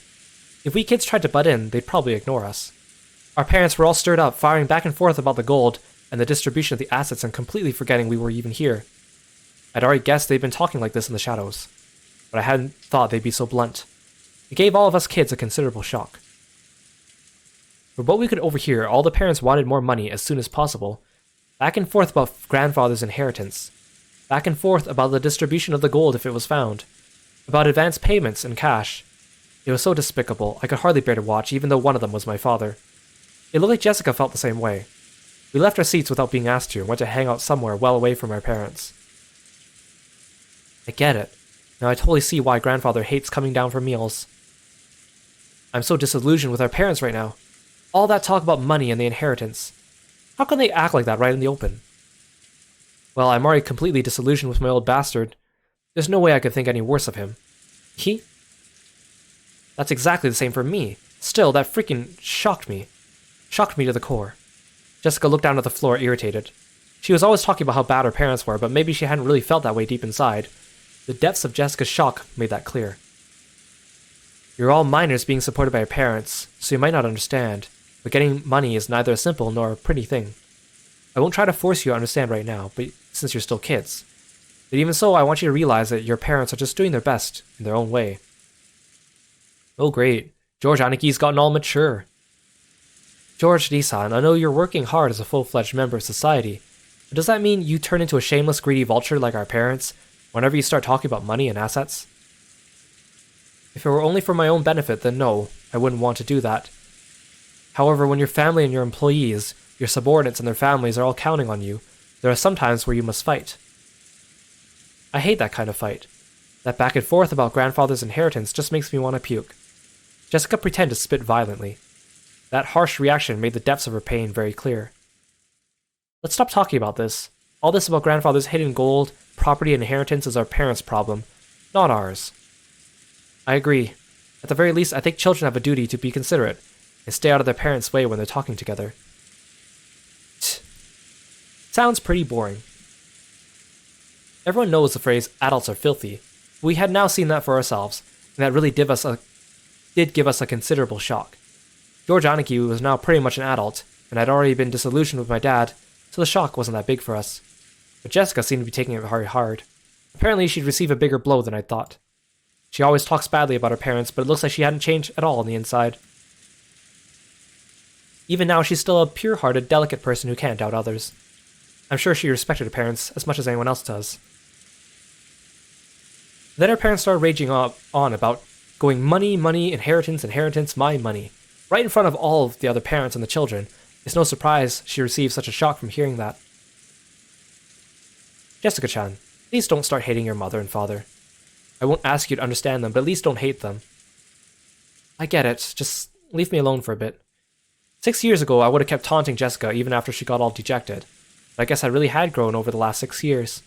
I realized it'd be better to leave Jessica alone right now. Jessica suddenly looked away sulkily and left the parlor. She probably wanted to be alone for a while. I could do nothing but wordlessly watch her back as she left. Come to think of it, I wonder where Maria-chan went. She's probably pouting in front of the portrait. Maria truly looked up to witches, and she'd expect that coming in direct contact with Beatrice and receiving the letter as proof would surprise everyone and make them happy. However, the adults had doubted its authenticity, thoroughly bombarding Maria with questions and refusing to accept her story. Even for me, it wasn't hard to imagine how much that must have hurt Maria. We couldn't speak to Maria or Jessica. In the end, George Aniki and I just abandoned ourselves to the sound of the falling rain in the dark night. I wonder what's happening with the typhoon. Maybe there's something about it on the news. George Aniki started walking over to the corner of the parlor where the television was. He hadn't called me over, and I really couldn't have cared less when the typhoon was in the sea now. So without going over to the television, I loitered around the window. The wind hasn't picked up that much here, but I wonder if it's horrible over the sea. I did hear about a severe storm warning on the weather report. Ah, Kirie-san. I take it those big talks between adults are going smoothly, yeah? She seemed to catch the sarcasm. Kirie-san shrugged. I wonder if that stomachache of a discussion will continue all night. It's not going to be fun. Well then, please enjoy playing vultures to grandfather's property as much as you'd like. I feel sick. I'll agree with you on that. If I could just slip away like you, I'd do it. Unfortunately, I can't. Even if I'm not allowed to speak, we spouses have it pretty rough too.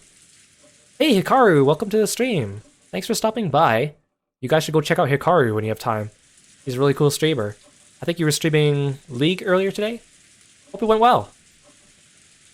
Kirie-san took a deep breath, smiling bitterly. That's right. They probably wouldn't let Kirie-san speak since she only married into the family. Still, as Dad's partner, she's had no choice but to stay by his side and support him. She's probably had to bear the full brunt of this mental pressure much more than me. I wasn't going to apologize, but realizing I'd spoken too harshly, I cut the sarcasm for the time being. So how does it look?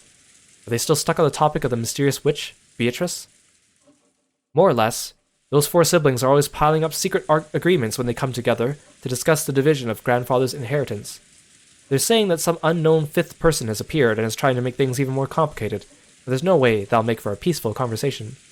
Just when you think they're snarling at each other, they'll set up a common front. Natsui-ne-san's not the only one getting headaches. On the one hand, they all want a larger portion than the other siblings, so they're all rivals. But on the other hand, they don't want 1 yen to be snatched up by anyone other than the siblings, so they're also all allies. I hadn't been told the details. The siblings were apparently discussing how to protect their shares under various situations, setting up ceasefire agreements and rules to prevent anyone from getting an unfair advantage, even preparing to resort to legal action if absolutely necessary. That they would go this far to preserve their shares was so beyond disgusting that you just had to acknowledge their resilience. So basically, Beatrice is like an assassin sent by grandfather. He probably wanted to scare the hell out of his children for talking about the inheritance without him. Who is this Beatrice, I wonder? If everything she claims is true, then she's a mystery figure that no one knew about until today, and she also knows about grandfather's hidden gold. On top of that, she was even entrusted with the head's ring. She must truly have been trusted by him. Well, obviously, I don't think she's a witch riding around on a broom. There's no doubt she's a mysterious person who's earned the right to be called a witch. If only Maria-chan would go into more detail about that. Everyone's been smothering her, even though she's just a little girl. They really scared her, and some things they might have asked now can't be asked. I wonder if those people have ever read The North Wind and the Sun. What we do know is that Maria received a letter from a person who took the name Beatrice. She sure is shy for a mystery person, entrusting Maria with a letter, and hiding away even now, where she could have just appeared and talked to us directly. Ha ha ha. Hey, Badler-kun, do you really think a person called Beatrice actually exists? Who knows? Doesn't it really seem like a false name? She's grandfather's representative, so she was given permission to take the name of the witch from his delusions. No, that's not what I mean. Right now, there's a total of 18 people here on Rokunjima. Do you think there's a 19th person? Are there really a full 18 people on this island right now? Wondering about that, I began counting on my fingers. It really did come out to that many. Do I think that a 19th person exists? What exactly do you mean? Just what I said. The person who lent Maria that umbrella supposedly wasn't one of us 18. So isn't it natural to assume that a 19th person exists, and that this person lent Maria the umbrella? Well, yeah, it sure looks that way. Then where exactly is this person now? At the very least, she must have been on the island when it started raining. And ever since that time, the weather has gotten progressively worse, so taking a boat out would be pretty much impossible. In that case, that person must still be on the island, hiding from the rain somewhere, without any of us spotting her. True, we've all been randomly prowling around all over the mansion of the guest house, but no one has bumped into a 19th person. But this island is huge. There must be other places to take shelter from the rain, other than the mansion and the guest house. At about this time, we began to realize what direction Kirie-san's suspicions were taking us in. Kirie-san was denying that a 19th person existed. Beatrice was one of us 18. In other words, she thought someone we knew well was tricking us. If Beatrice is who she claims, she would surely be the most honored of guests, the most honored of confidants, trusted by Grandfather. There's no way Grandfather wouldn't give that kind of person a warm reception. She would surely have been ushered into the mansion. However, we haven't seen anyone like that. Wait a sec, isn't this line of reasoning a bit too hasty? Sure, no one spotted this person, but that doesn't mean you could deny the possibility that a 19th person exists, right? Maybe, for some reason, they landed on this island stealthily and have been hiding ever since. It's what they call a devil's proof. It's easy to prove that something exists. If this Beatrice appears in front of us all and says hi, then it's settled. But it's impossible to prove there's no 19th person. Yes, Valorkun, your way of reasoning isn't bad. In our current situation, there isn't enough information to either accept or deny that a 19th person exists. But if you spin the chessboard around and think it that way, we can deny the existence of a 19th person with near certainty. Spin the chessboard around was one of Kirie-san's favorite phrases. I've been influenced by those words and use them myself from time to time. When you get stuck trying to find a move in chess or shogi, then by spinning the board around and looking at everything from your opponent's standpoint, you can often see a strategy that'll give you the upper hand. It means turning things around and putting yourself in your opponent's shoes. You see? Let's say that a 19th person called Beatrice actually exists. That person must have managed, without being seen by anyone, to stealthily arrive on this island and remain hidden ever since. Maybe they had some reason, okay? In that case, why did they go through all the trouble of appearing before Maria and handing her the letter? It really was a contradiction. If they had some reason for hiding themselves, then they should have stayed hidden the whole time. But even so, they had appeared openly in front of Maria. Then... Wait, Maria said it herself. She said the witch made her a messenger. Maybe that's because Maria was the youngest and looked the most obedient. Why would they need a messenger? If they just wanted a letter delivered to the family conference, they could have mailed it. If they mailed it to each of the 4 siblings, no one would be able to ignore it. There was no need for this person to carry it themselves and secretly deliver it by hand. Yeah, that does sound pretty weird. In the first place, if Beatrice existed and wanted to make her presence known to everyone, then she could have just openly presented herself to all of us. Despite that, she chose the vague method of appearing through a little girl called Maria-chan, and only gave us a vague impression of who she was. Contradiction. Let's go a little deeper, shall we? She appeared in front of Maria, trying to give us the impression that a 19th person existed, and yet, she still hasn't appeared before us and is hiding somewhere in this very moment. Think about those contradictions. You've got to keep these things in mind when you spin the chessboard around. In short, if a person wants to leave us with the impression that Beatrice exists as a 19th person, what might their goal be? If this person wanted to hide, then they wouldn't have made their presence known. And if they wanted to show themselves, they wouldn't have used the roundabout approach of trusting someone with a letter. Which means... it's simple. Beatrice is one of the 18 people. That's why they want to create the illusion that there are more than 18 people. The 19th person was revealed so spectacularly. If someone were to profit from this, it wouldn't be some 19th person in hiding. It'd be one of the original 18 people. Of course, this reasoning is full of holes. If you turn over even a few of its premises, it'll simply fall apart. But I'm almost completely certain it's correct. This is starting to feel pretty creepy. Someone lent Maria the umbrella and handed her the letter. Supposedly, none of the 18 did this. And yet, Beatrice was hidden among those 18. What was this person planning, hiding their true form and pretending to be Beatrice? I suspected it might have been Maria-chan play acting, but the contents of the message were extremely complicated, and it's hard to imagine Maria-chan writing that herself. However, I can't deny the possibility that Maria-chan is working together with someone. Well, wait a sec. Maria's a 9-year-old kid, right? What could she possibly be planning, and with whom? What about her straightforward, overly honest, obedient nature? Yes, I also understand what kind of person Maria-chan is. That's exactly why I think it's possible. That girl's a dreamer who can't help but look up to and blindly accept the existence of witches. So if a person appeared in front of her and claimed to be a witch Beatrice, Maria-chan would happily swallow it up, I think. So you're saying if someone disguised themselves by wearing that fancy dress from the portrait, tricking Maria wouldn't be that hard. Of course, with that reasoning, all of us women would become the primary suspects. Anyway, who did Maria-chan encounter?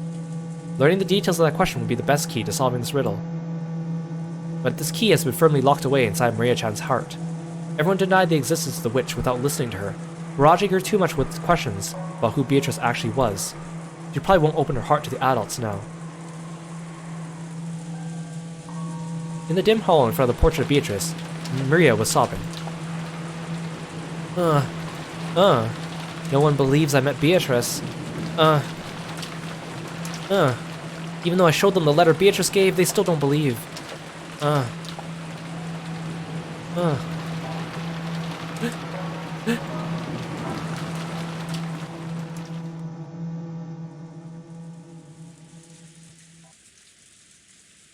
Anyway, Maria-chan's holding the key.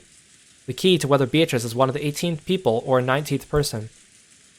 Maria's stubborn, right? When that girl gets angry, it's pretty hard to make her feel better. Valor-kun, I think a kid like you would be better at cheering her up than an adult like me. After she's feeling better, try asking. I know you don't care about all this back and forth about the inheritance. Don't you find this Western Mansion mystery situation exciting? Who in the world is this person who gave Maria-chan the letter? It makes your intellectual curiosity ache. You're actually pretty tough considering you're still excited after being dragged through that endless money talk. Adults could be pretty amazing. I shrugged exasperatedly. But I did notice something. Kyrie noticed how dejected I was after overhearing our parents' turbulent discussion. I was probably trying to clear the air. At the very least, I'd recover enough to voice my complaints. She wasn't my real mother, so I never felt like calling her mom, but it did make me think she's a real adult. Hey Brad, so this is where you were. Kyrie, you really took your time fixing your makeup, didn't you? I think I'll make a habit of going out to touch up my makeup too. I'm sorry, the woman's makeup takes a long time. So, how has the discussion been without me? I'm sure everything was all peaceful and harmonious. Kyrie-san poked the weak spot under my arm with her elbow. We decided to take a break to cool our heads a little. It looks like we'll be at it all night. Makes me want to cry. His way of talking hadn't changed, but he couldn't completely hide his fatigue. I could say I was sympathetic, but he looked pitiful compared to his normal, energetic self.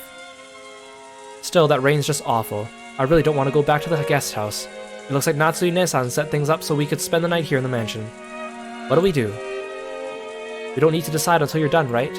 If you run so low on energy you can't return to our room, then we could take them up on their offer. You're right. We can think about it later. What about you, Battler? If I stayed, I'd just get in the way. I'll be nice to go back over there. I see. Will you go back soon? I don't know. It'll be lonely to head back by myself. I'll gather all the kids and we'll head out. Okay. You go do that. Also, Battler, you won't be going to sleep that easily tonight, right? Yep, I'll probably be talking up with the cousins. Sounds like we'll be up all night. Is there a problem with that? I see. If you're still awake when the adults' discussion is over, I want to have a little talk as a family. What? That doesn't sound like you. Apparently, Kyrie-san was thinking the same thing. What are you talking about? She asked him in a small voice. It looked like Kyrie-san didn't have a clue what Dad meant either. I also want to talk to you about it, Kyrie. I'll tell you later, so don't ask now. Please. I don't know anyone who neglects the concept of family as much as this old bastard. Now he's saying we're gonna have a talk as a family. Both Kyrie-san and I couldn't help but get wide-eyed. Don't look so terrified. I'm the one who should be terrified. After all. At that point, he swallowed his words for an instant. Even though putting on airs of importance wasn't much like my dad. You're freaking me out, Dad. Everyone in our family's gathered here now, right? Don't make a big deal about it. Let's spit it out. Tonight, I will probably be killed. There was a huge crash of thunder. It must have been really close. Dad's expression, brightly illuminated by the lightning, was burned into my eyes. Dad's face, which always looked so sure of itself, which always wore a taunting expression, was strangely frail in a way I couldn't really explain. It was so worn out that he looked like a different person. What? What are you talking about? That doesn't sound like you. Huh. I agree. What happened? You look so timid all of a sudden. It's not like you. I'm gonna go fix my makeup too. Don't follow me. Dad turned away weakly. After that, only Kiri and I were left still wide-eyed. What did he say? Tonight he'll be killed. You don't think that mysterious letter scared him, do you? He's been watching too many serial murder movies.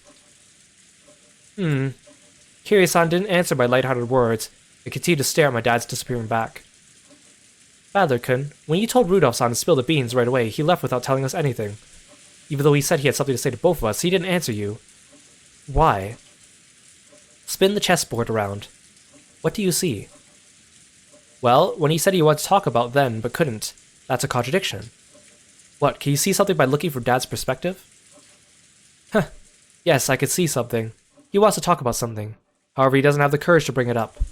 So he actually means, chase after me, talk to me, and ask me about it yourself. By saying don't follow me, he actually means the opposite. He actually means follow me and force me to answer. Seriously, what a spoiled brat.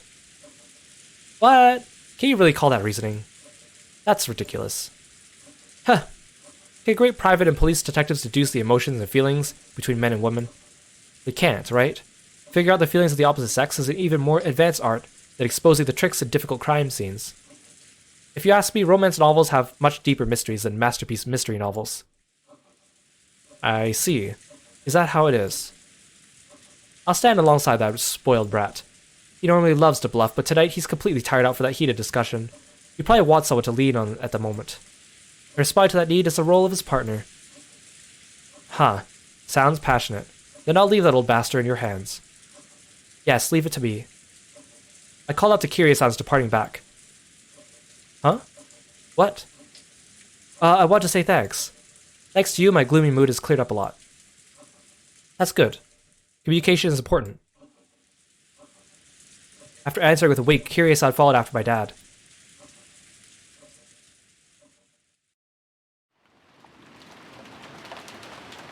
Natsui could be found in a dimly lit hallway. Now and then, the thunder would crash, but this had no effect on Natsui's expression. She looked completely worn out. The discussion that had taken place between the relatives in the dining hall was repeating itself inside Natsui's mind.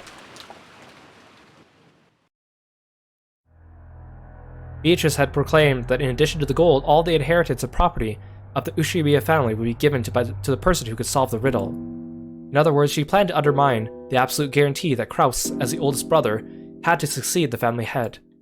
Originally, the other siblings had absolutely no chance to inherit the headship. To them, this proposal by Beatrice was extremely desirable. It was obvious that they would accept it. There was no need to play some clumsy detective game. Natsui knew that this so-called 19th person, Beatrice, couldn't exist. Naturally, Beatrice was nothing more than a fictional character used to pass a message that Kinzo had written himself. As proof, Kinzo had remained stubbornly neutral as to the letter's authenticity. Hey everyone, hey Inazuma, Trim, Cassie, Kanagi, Accord, Lily, Melly. Welcome everyone, thank you so much for the raid. How are you all doing? You were playing Gartic Phone together, right? Hope you had a good one. Everyone, you should go check all these amazing people out.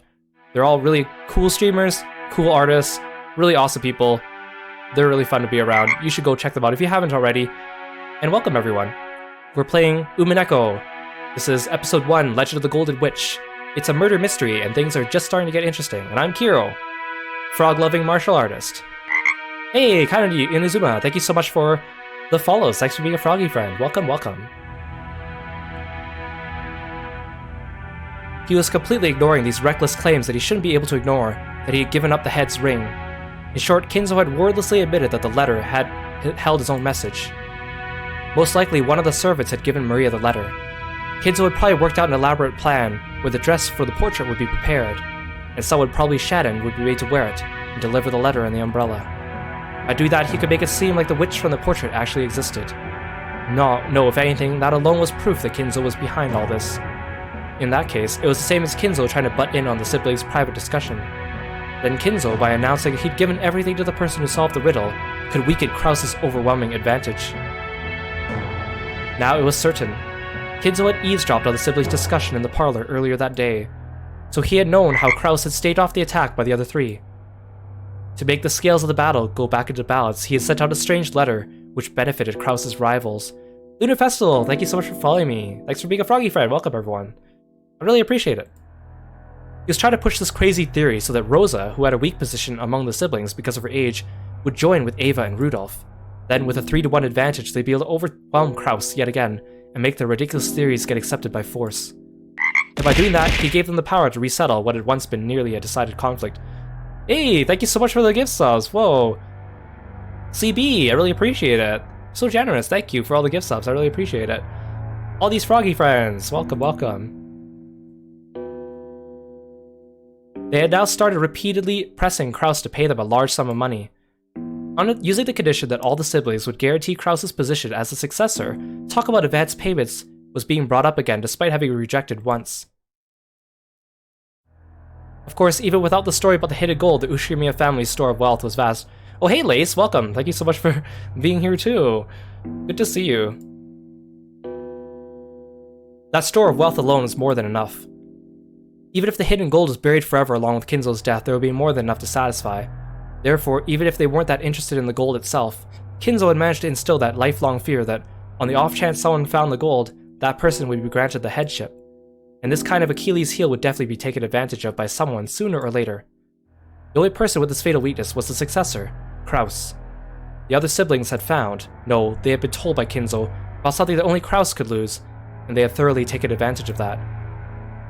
Natsui, as Kraus's only ally in this painful position, and as his wife wanted to fight alongside him, she kept trying to explain to him that the existence of the gold itself was a farce, and there was no need for him to compromise. Kraus had always told Natsuhi. He had told all the siblings. He always said the hidden gold was nothing more than an illusion created by Kinzo. Therefore, Natsui had believed it as his wife, and had supported her husband on that foundation. Even so, Natsui's words didn't reach Kraus. Even though Natsui had fought so hard and lent all of her strength, he continued to fight by himself, and was trying to compromise with the other three siblings. Natsui sadly and weakly wondered why she could not be of use to him, and started getting angry. It had happened when everyone decided to take a short break to cool their heads. Natsui had flared up against Kraus. Enraged, she asked him why she could not be useful to him. He had then told her that he had wanted to talk about something, and invited her into a room that she was not normally allowed to enter. The room had been sealed with a heavy-looking padlock, and just looking at it gave her an uncomfortable feeling.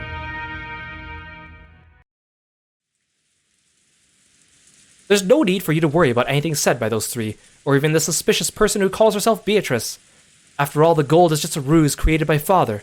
There's no way something like that could be found. Your position as the successor is a solid fact. What are you afraid of? Kraus removed the padlock on the door. He then motioned for Natsui to enter. Enter? Enter? What is this? There's something I want you to see. I've never shown you this before. Natsui timidly opened the door with a dubious expression on her face. It was pitch black. She searched for a switch to turn on the lights, but since this was her first time in the room, she didn't know where it was. Kraus entered behind her, pulling her in, and when he closed the door before turning on the lights, the two were swallowed up by the darkness. Only the sound of Kraus locking the door rang out through the dark. What are you doing? The lights!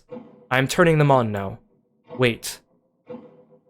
Just as he said, when Kraus pushed the switch on the wall, a flickering light turned on and lit up the room. That is... Natsui had her breath taken away. The room had no windows, and at a glance it appeared to be empty. In the middle of the room, a small round table had been set, and the lights brightened only that table, as if it were leading the part in the play. On top of the table, a red tablecloth of elaborate design had been set out, covered with dust, and on top of that, something about the size of a grown man's arm had been set down. That something took Natsui's breath away. It's a gold ingot of incredible purity. Without this, no one would have believed the legend of the gold. It was an ingot of solid gold. Even in the faint light, it sparkled with a noble and dignified glint. This is not a proper ingot. I don't even know whether it was cast inside or outside the country. It took a high level of skill to make the purest of solid gold ingots. And in order to verify that purity, it was standard to have the original foundry and the name of the bank that guaranteed it imprinted on the gold. However, this gold did not have that kind of seal.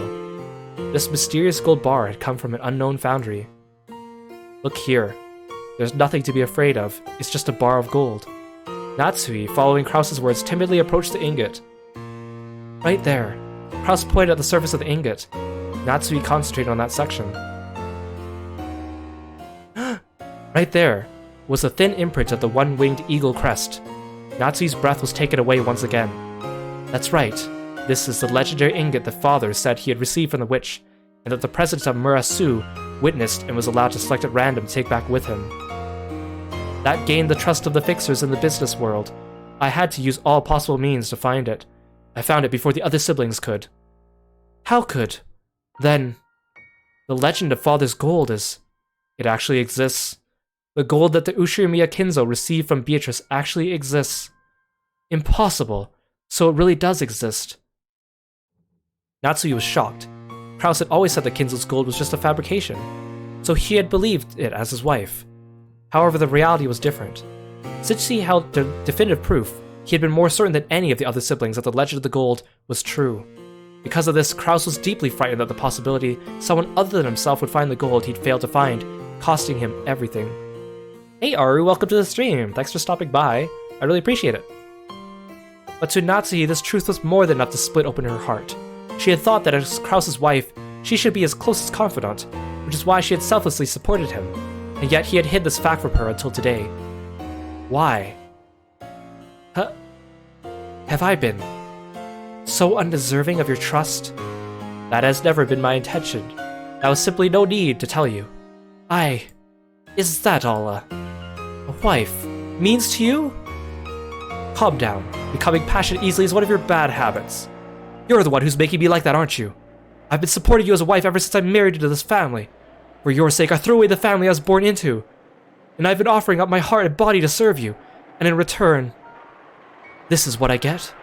How could you? Kraus grimaced, looking annoyed.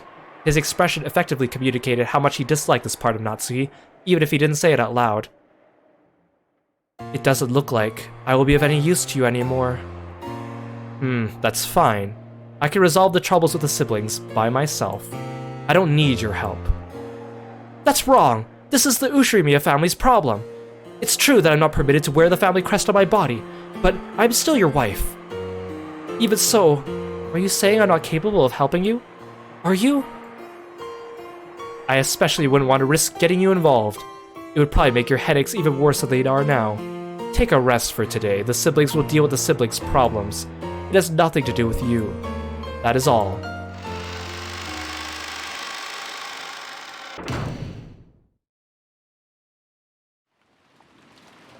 A dull headache tormented Natsuhi. No matter what medicine she took, no matter what scent she burned, it wouldn't heal. In fact, simply wandering alone through the dark corridors and listening to the sound of rain seemed to be a better cure. I may be Natsuhi, but I was never Ushirimiya Natsuhi. I have been despised and treated as a borrowed womb and insulted when I couldn't even fill that role. Even so, I have tried to properly perform my duties as a wife.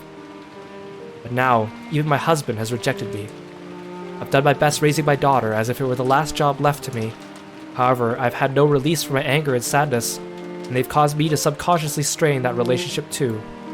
Because I've been excessively strict in Jessica's education, she dislikes me thoroughly. She despises me for having no interest in anything but grades. There is no longer anything I could do for the Ushirimiya family. No, that's no good. Despite it all, I must help my husband to beat back the schemes of the other greedy siblings. The family head won't be around much longer. Eventually Kraus will succeed the head, and the next successor will be Jessica. Strictly speaking, the man who enters the family by marrying Jessica will become the next head, but it all comes to the same thing. I have to make Jessica an excellent successor, whom everyone will accept as worthy to take over the Ushirimiya family.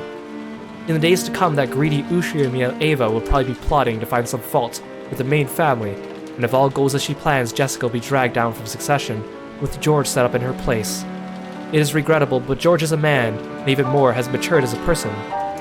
Compared to Jessica, who's right in the middle of her rebellious period, and whose grades are slightly below average, it can be seen as a glance who is more fit to succeed the head. So in order to secure Jessica's position, I need to turn her into an excellent person. After doing that, I want her to find an excellent husband, worthy of the excellent person she will have become. A wonderful man who will truly accept Jessica and stay with her throughout all of life's joys and sorrows. Was Natsuhi trying to entrust her daughter with fulfilling some desire of her own?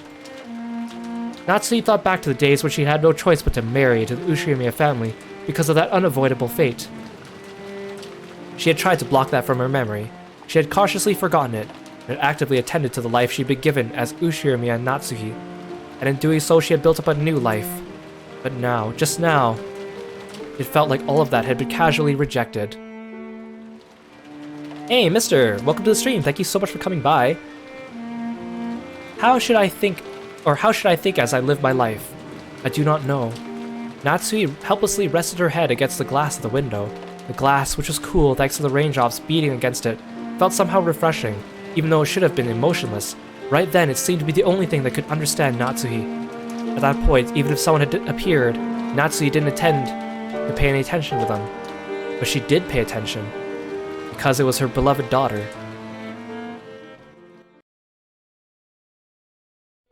Oh, it's you, Mom. What the heck are you doing at a place like this? I thought you were a ghost. Just like always, her words were rough and not like any girl's. Instinctively, words of rebuke rose to Natsuhi's throat. However, their strength gave out and they did escape her lips. Jessica, forgive me, but my headache is awful. Please leave me be. I see. Jessica was seeing her mother in a position of feebleness for the first time, so she was considerably disconcerted. Until just now, she had been filled with contempt for all the parents, including her mother. But now those feelings had been completely swept away. Her mother's utterly exhausted face had wiped them all out. In its place, the words George had told her floated back up in her mind. Our parents are doing their best in their own way, and because their families are counting on them, they can't afford to keep everything pleasant and have a heavy responsibility to fight. Maybe her mother had been standing around in this dimly lit hallway because no one had tried to understand that in her. Jessica hated her mother, so she had no intention of speaking kindly to Natsuhi just because she was looking a bit frail. So as she attempted to speak kindly to her mother anyway, she had to clench her fists and gather up the words from deep in her heart. It sounds like you really got your hands full with that meeting thing. It has nothing to do with you. Please go somewhere else. Is your headache bad? Should I go get some medicine? You don't have to trouble yourself. Please, leave me alone. Natsuhi wasn't being cold.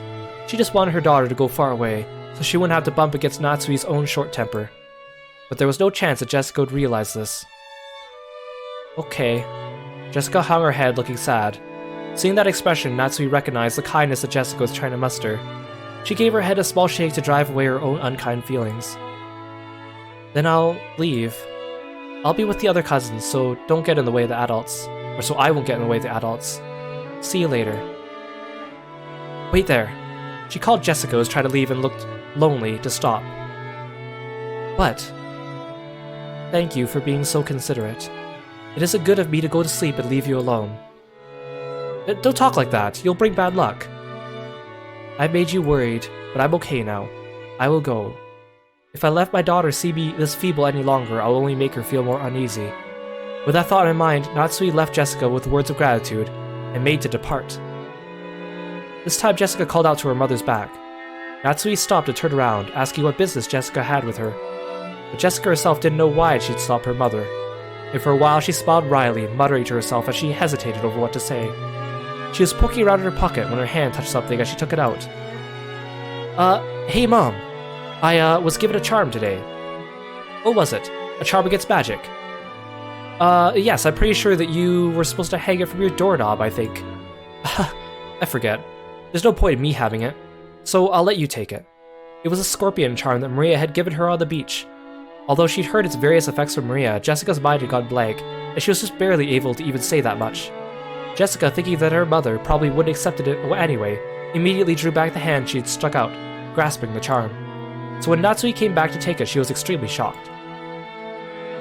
What is this? Some kind of prized toy? Well, I think it's something like that. I guess you wouldn't really expect a charm that looks like a toy to do anything. But her mother took the charm from where she grasped it in her hand. Thank you. I'll take good care of it. Sometime soon, in exchange, why don't I give you a charm that was important to me when I was a child? It's not like that's why I gave it to you.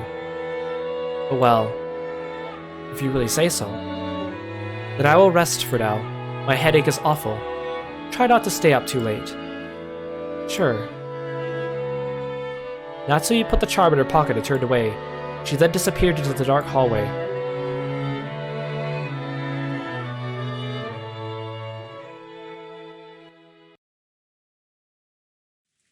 I feel so bad for Natsuhi during this scene. And it's so nice to see like those heartwarming moments between the characters. I think Umineko does an amazing job of showing you both the ugly and the good sides of everyone. And you'll see that more as the story progresses.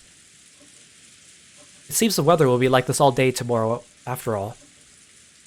Dang, this makes the good weather we had earlier feel like a lie. George, Adeki, and I were killing time in front of the parlor television. At that point, Jessica returned.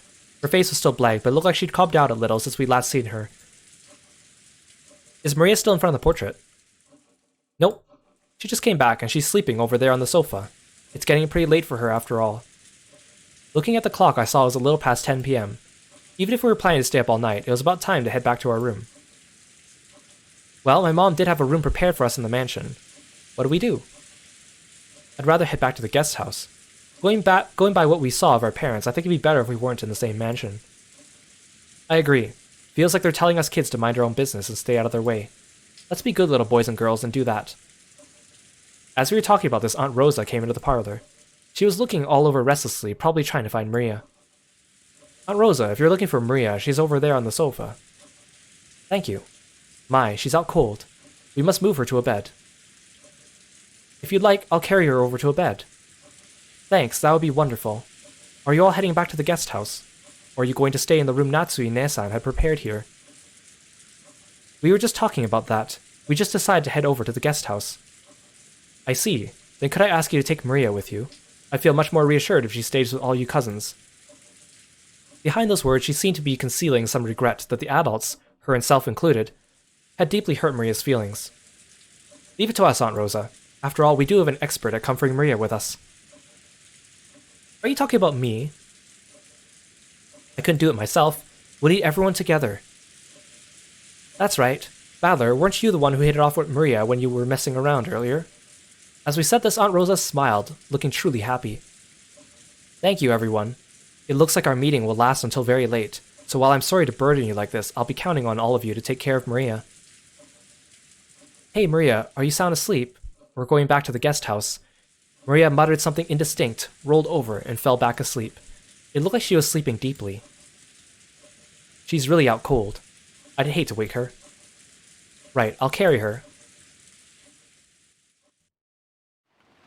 Maria's body was much lighter than it looked. I lifted her up and put her on George Aniki's back. It was raining hard outside and Aniki couldn't hold an umbrella and carry Maria at the same time. It looked like Aunt Rosa would come with us as far as the guest house to help out. However, when she heard Uncle Krause's voice call out to her, she had no choice but to return. Now that's a problem. I have to go back now. Is everyone returning to the guest house? After we left the hall on the way to the entrance, the door to the servant room opened, and Shannon-chan stepped out. It has grown very dark, so allow me to accompany you. That would be great, Shannon-chan. George-kun is going to carry Maria there. Could you hold an umbrella for him? Yes, certainly. Shannon-chan brought umbrellas for each of us and a flashlight to guide the way. As we opened the front door, the downpour was quite terrific. It looked like we wouldn't have any spare time to take a pleasant walk and enjoy the nighttime rose garden. Aniki, is she too heavy? Want me to carry her? It's okay. I can at least carry Maria-chan. I'm truly grateful. Please take care of Maria. Sure, you got it. Then I guess this is good night, Aunt Rosa. Then I will see them over there and return here. Yes, please. Aunt Rosa watched us leave. Maria, I'm sorry for everything. Rosa's mumbling voice didn't reach the person in question, nor any of the kids, but disappeared beneath the sound of the rain.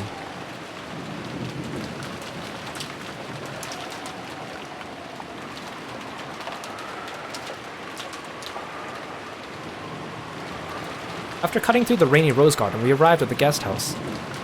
Ah, if only I'd applied for the position of Maria carrier. Then I would have gotten a chance to have Shannon-chan's huge boobs rubbing all over my arm. Thanks, Badler. That's not why I did it, it's a misunderstanding. I thought that if I didn't walk like this, George-sama would get all wet. Come on, quit babbling and go in. After being urged on by Jessica, we folded up our umbrellas and went into the guest house. Has anyone gotten their clothes wet? I can bring some towels, if you want. You don't need to worry about us that much. Thanks, Shannon-chan. Ah, that's right. We were planning to play cards or something. Would you care to join us for a bit? Huh? Who had the night shift on today's schedule? I believe we had a special schedule during the family conference. Also, I think a few altercations have been made, so I will go and check. Wait, if you have to go all the way back to the mansion to find out, don't force yourself. Oh, that's alright. I can find out from the servant room in the guest house. Please excuse me for a short while. Shannon-chan gave a quick bow and went into the guest house serving room. The rest of us headed for the cousin's room and decided to put Maria to bed for the time being. Maria was sleeping very deeply and there was absolutely no sign of her eyes opening. For now, we'd get some soft drinks out of the room's refrigerator and drink those while playing cards or something.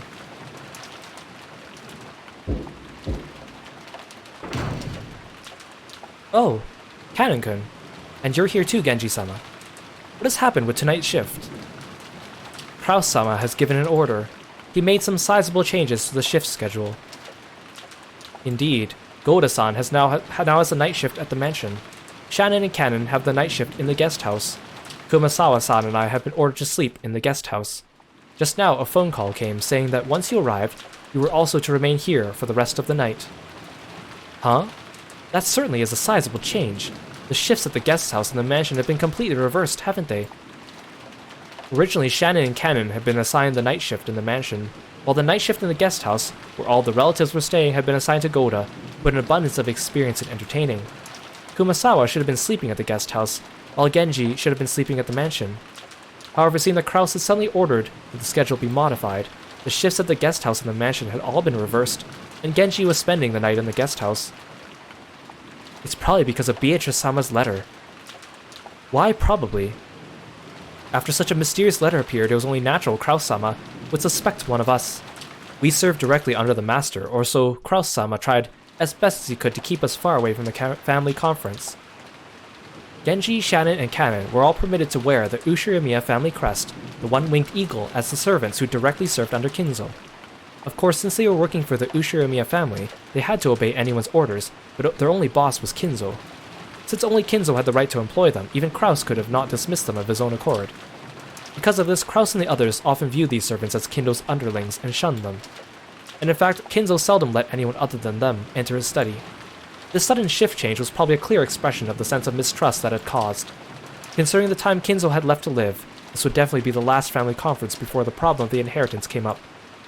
On top of that, the mysterious letter that claimed to be from Beatrice had dropped in out of the blue. Kraus had definitely wanted to keep Kinzo's loyal subjects away from the table of such a delicate and important discussion. If you would excuse me, I will go rest. If anything happens, call me immediately. Our guest tonight is a special case, after all. Yes, certainly, Genji-sama. Genji nodded back, went behind a screen, took off his jacket, and slowly began to relax, after a day's worth of tension. The ones who just returned now, were they the children? Yes. The other relatives are having a conference in the mansion. It looked like they would drag on for quite some time. Then we've got it easy. It's already this late, and there's this weather. The rest of the relatives would probably spend the night in the rooms in the mansion. Yes, probably. I'm only saying this because Genji-sama isn't around. But I'm a little happy I was sent to the guest house, I guess. Oh, why's that? Because you can stay away from Madam and Eva-sama, those bullies. Or do you have another reason? It's not as though I have. Another reason? I see. Then let's do our best together with our night shift. I'm counting on you, Ne-san. Just now I was asked to go to the children's room and play with them. Shannon hung her head apologetically, gazing at Kanon uncertainly. Kanon didn't try to meet her eyes and spoke curtly as he sighed. It looked like he didn't plan on indulging his sister. You can't. You were assigned to the night shift. Besides which, it isn't necessary for furniture like us to respond to an invitation to play. You understand, right? Yes, I do understand. Shannon's shoulders drooped slightly. She had already expected that Kanon, a stickler for rules, would say something like that, but she seemed a little discouraged. As Kanon flipped through the logbook, he spoke without facing Shannon. That means the children will be waiting for you. You'll have to apologize and tell them you have the night shift and won't be able to stay with them. Go and come back. Huh? Yes. I'll go apologize and come back. Shannon hurriedly stood from her seat before her brother's mood could change and flew out of the servant room after giving a quick bow. As he watched her go, Kanon took a single deep breath. Genji's voice came from beyond the screen. Kanon, I will be here, so you can go too. Genji-sama, Shannon was the only one called. It's not as though I was invited. That is only because you were not there at the time. If you had been, you would have been invited as well. It is good to play as a child from time to time. No, such a thing is not necessary for me. Human children may have a need to play, but we are furniture. Is that so? Ne-san is also furniture. Even if she pretends to be a person, it will only hurt her later. I understand that, so I try not to get too close to people. That's all. Genji did not say anything after that. After a while, he stood up and used a pot of hot water to make powdered cocoa, serving some to Kanon as well.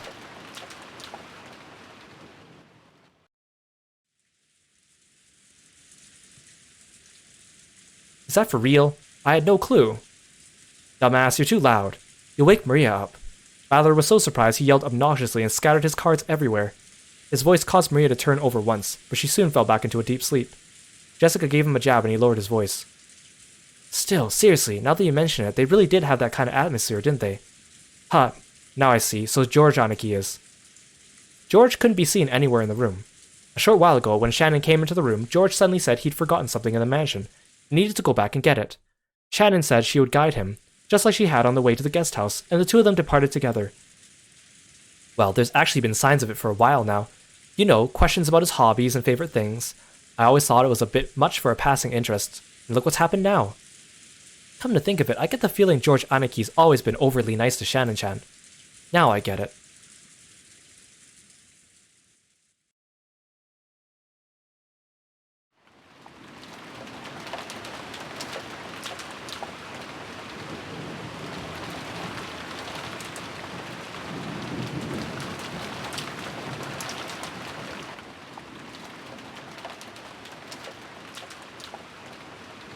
According to the weather report, it looks like it'll be at its worst tonight. It also seems it'll last all day tomorrow, so it should get a little better. Really? Then maybe the boat won't arrive until the day after tomorrow. I hope that doesn't interfere with your work on Monday. Ha! I already knew the typhoon would be coming beforehand. Just in case, I made sure I didn't have any plans for Monday, so it's okay. I may not look it, but I really am the type who can plan ahead in his schedule. George puffed out his chest, acting proud.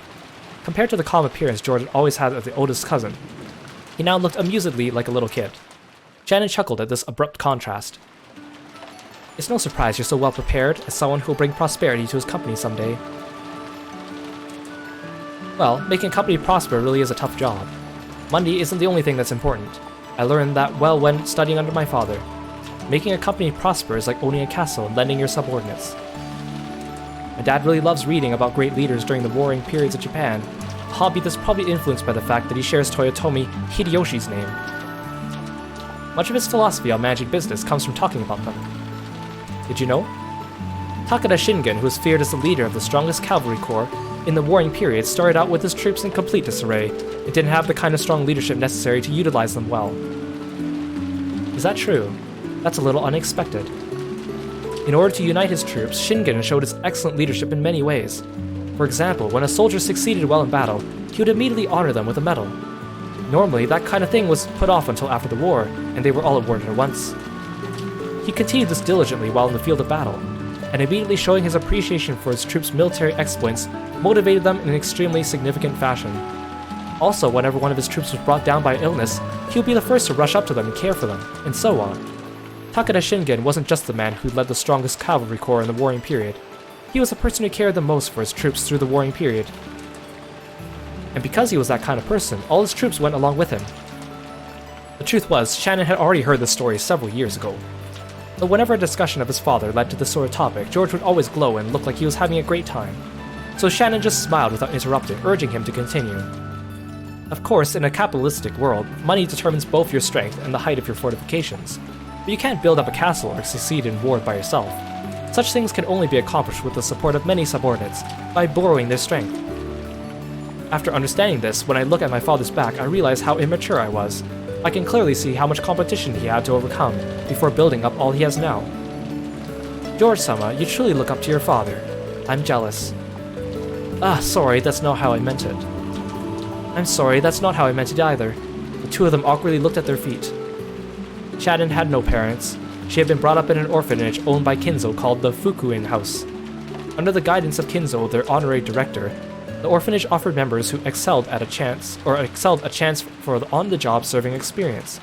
If their efforts met with Kinzo's approval, they'd be able to leave the orphanage and work as servants for the Ushiramiya family.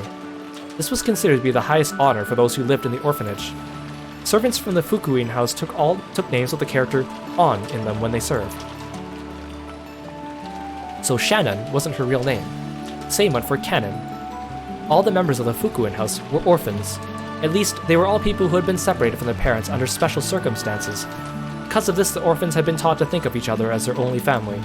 That is why it seemed so natural to both of them when Canon called Shannon his sister. And while both Shannon and Canon were working in the mansion today, there were several other servants possessing the On name in their character in their names, such as Manon and Lannon, who often worked in a rotation schedule. However, there were not many servants who stayed with the Ushirimiya family for long. It was standard for them to quit after 3 years, so you could probably say that Shannon, who had been working for 10 years, was a notable exception to the rule. Working as a servant for the Ushirimiya family was a heavy burden to bear, but the pay wasn't bad at all. Working for a full 3 years, one would earn more than what was needed to enter mainstream society. That was why, even though the orphans realized what a harsh task working for the Ushirimiya family was, they still hoped to be accepted. Maybe the fact that Shannon managed to continue working for 10 years wasn't because she had more willpower than the other servants. Maybe she'd gotten stuck working for 10 years because she didn't have the courage to say she wanted to quit. Kinzo couldn't even trust his own blood relatives, and those excellent servants sent from the Fukuin house were the only ones he could rely on.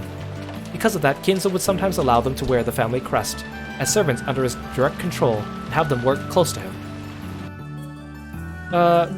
You've been working here for almost 10 years now, right? You must have saved up a lot of money by now. I wonder.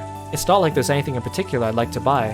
After all, a few million yen isn't enough to live off for the rest of your life. So the reason you've been working all this time wasn't to hit some target sum. Yes, that's right. I have nowhere to go outside this mansion, and I've been getting along well with Milady and the other young servants. Madam does scold me sometimes, but caring for the roses and cleaning the mansion is fun. But that can't be your entire life, Shannon-chan. No, Sayo-chan. Shannon cast her eyes downwards when she heard her real name. She understood what George was trying to say and fell silent. There's something I've learned as I continue to study even after becoming an adult and a full-fledged member of society. A human's life is not as monotonous or short as we thought when we were kids. All school-age kids have certain fears they can't shake. They wonder whether they'll live the rest of their lives like sleepy classes after a monotonous and boring school day, spending their time in a carefree laziness without anything interesting happening until it's all over. However, life's only like that for underage students. Compared to a human's life, the time they spend as students is nothing more than a blink of an eye, a period where they break through the shells of their immaturity. The inside of the shell might be a hot, suffocating, and boring world, but the world beyond that shell is vast and filled with limitless possibilities. So far, your life has been trapped inside the shell called Shannon. I think you're under the mistaken impression that your life will continue like this forever. That's... Shannon couldn't deny those words. She'd been unable to harbor any clear doubts about her lifestyle, and since she never had any hopes or goals for changing herself, she'd lazily continued living the way she always had. And if asked whether this life was satisfying, she wouldn't have been able to nod. She may have been intentionally averting her eyes from the truth.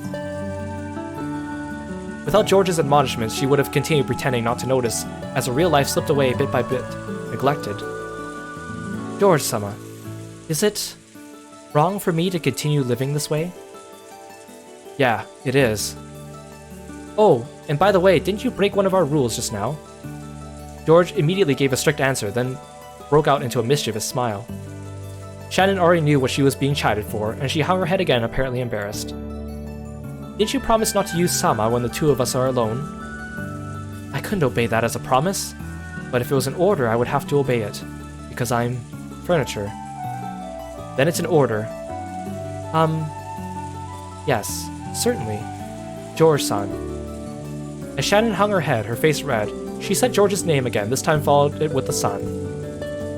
Yeah, that's fine, Sayo-chan. George smiled at Shannon, no, Sayo, to praise her small act of bravery. This short exchange alone made it clear how far back their relationship must have stretched. For a long while, the two talked as if the weather raging about them didn't even enter their thoughts. They talked about the many memories they built during their relationship that no one else knew about. Every once in a while, a flash of lightning would attempt to interrupt them, but this could sully neither the roses nor the time they spent blushing at each other.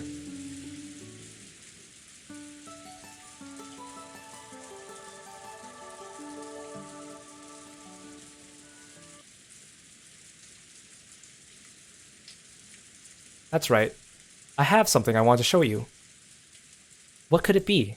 George, who had been speaking eloquently, suddenly started to stutter. Watching him, Shannon seemed to guess something. George timidly searched through his pocket.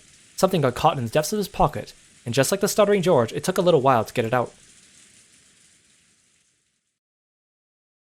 It was a very small box.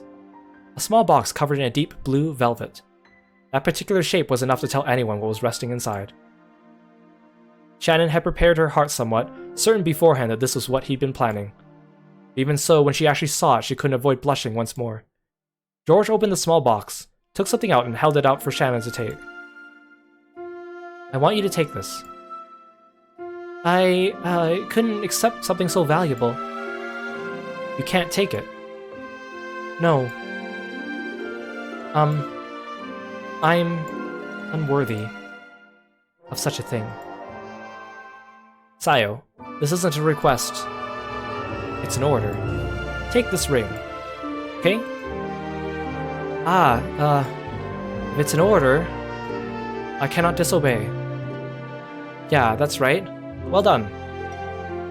Shannon, not wanting to show her bright red face, timidly accepted the ring from George's hand while still staring at the ground. That ring wasn't a simple accessory. It was a noble object, meant since ancient times to be offered to a special woman under special circumstances. Therefore, while George could order her to take it, he could not order anything beyond that. Anything beyond that would depend, not on an order, but on Shannon's, no, Sayo's own will. So from here on, I'm not ordering you anymore. Sayo, I want you to give me your answer by tomorrow without using words. Do you understand? How should I won't order you any further, so this isn't an order. But a ring is something you put on your finger after all. If you like it, you could just put it on any finger you choose. Shannon had only pretended not to know. She already understood what he wanted her to do. But she was standing at a huge crossroads of her life. Look how late it's gotten. Let's call it a day. George turned away from Shannon, acting just a bit bluntly. I could probably order you to wear it on your left hand. You might be timid and independent enough to actually obey that kind of an order. But I want at least this last step to be done by your own will, Sayo. Understand? Yes. So that's my order. I want you to think about it well tonight, and show me your answer tomorrow. Shannon nodded back. Today was the culmination of their many fated days together. This moment certainly hadn't come as a surprise to Shannon. We should be getting back to the guest house soon. If we take any longer, we'll make everyone worry about us. Oh, I'm sorry, I just remembered something I have to do at the mansion, so... I have to go back to the mansion. At a time like this, is that true? George stared into Shannon's face as he laughed mischievously. He definitely saw through Shannon's lie. However, when he saw how she felt, he could sort of understand that she might be so embarrassed she'd want to be alone. So because George realized the meaning behind Shannon's lie, he accepted it.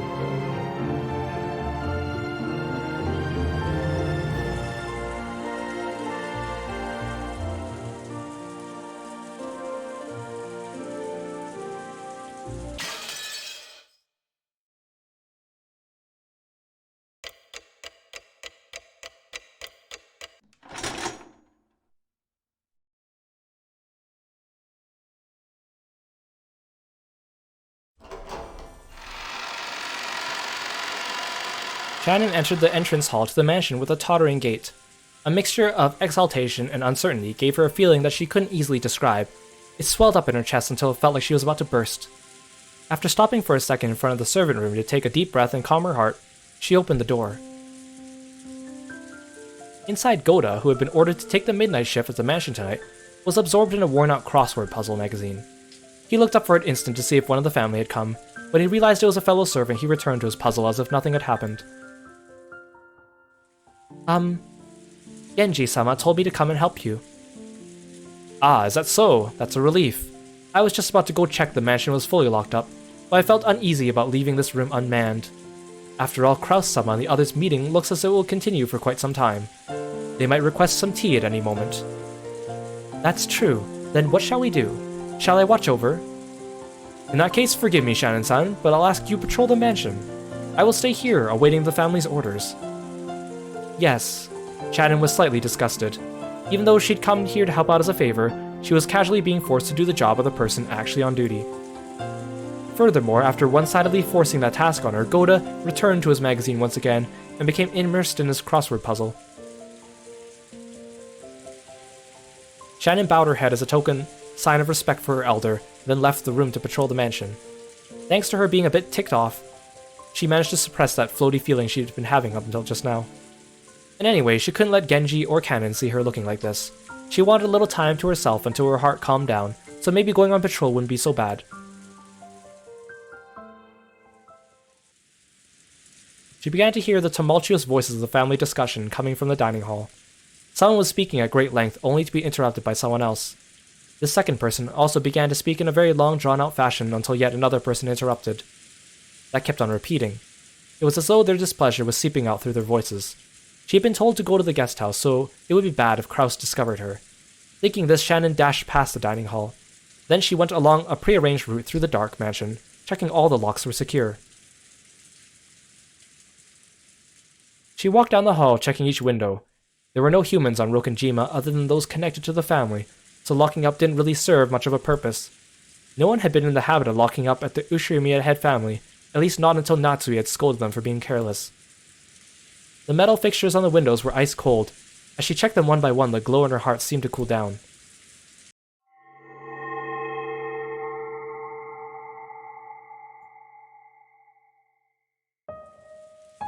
At that time, she thought she saw something twinkling across the hall. Twinkling? How could anything be twinkling through the darkness of the hall? She figured she must have been imagining it, but she still held her breath. Grasping a curtain, she fearfully gazed down the hall. However, other than the occasional crack of thunder brightening the hallway, she was unable to glimpse any flicker again. It must have been her imagination after all. Maybe her heart was so agitated she'd seen something that didn't even exist. Shannon went back to checking the windows. However, a certain unnerving memory was resurrected in the back of her mind. It was that ghost story, which had been passed down amongst the servants who served the Ushirimiya head family. The mansion had two different masters, one of the day and one of the night.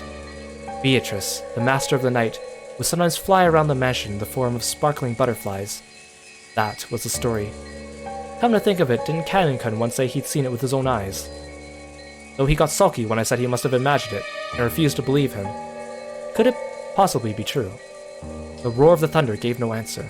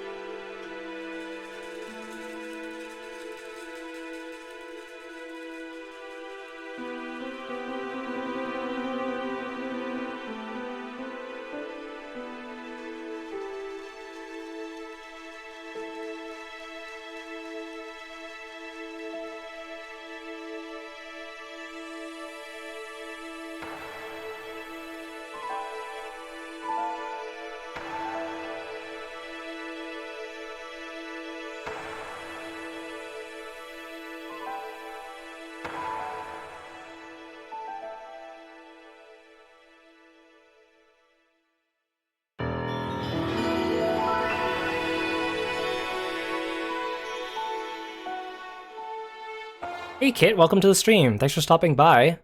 I know you're a big Umineko fan too. Good to see you.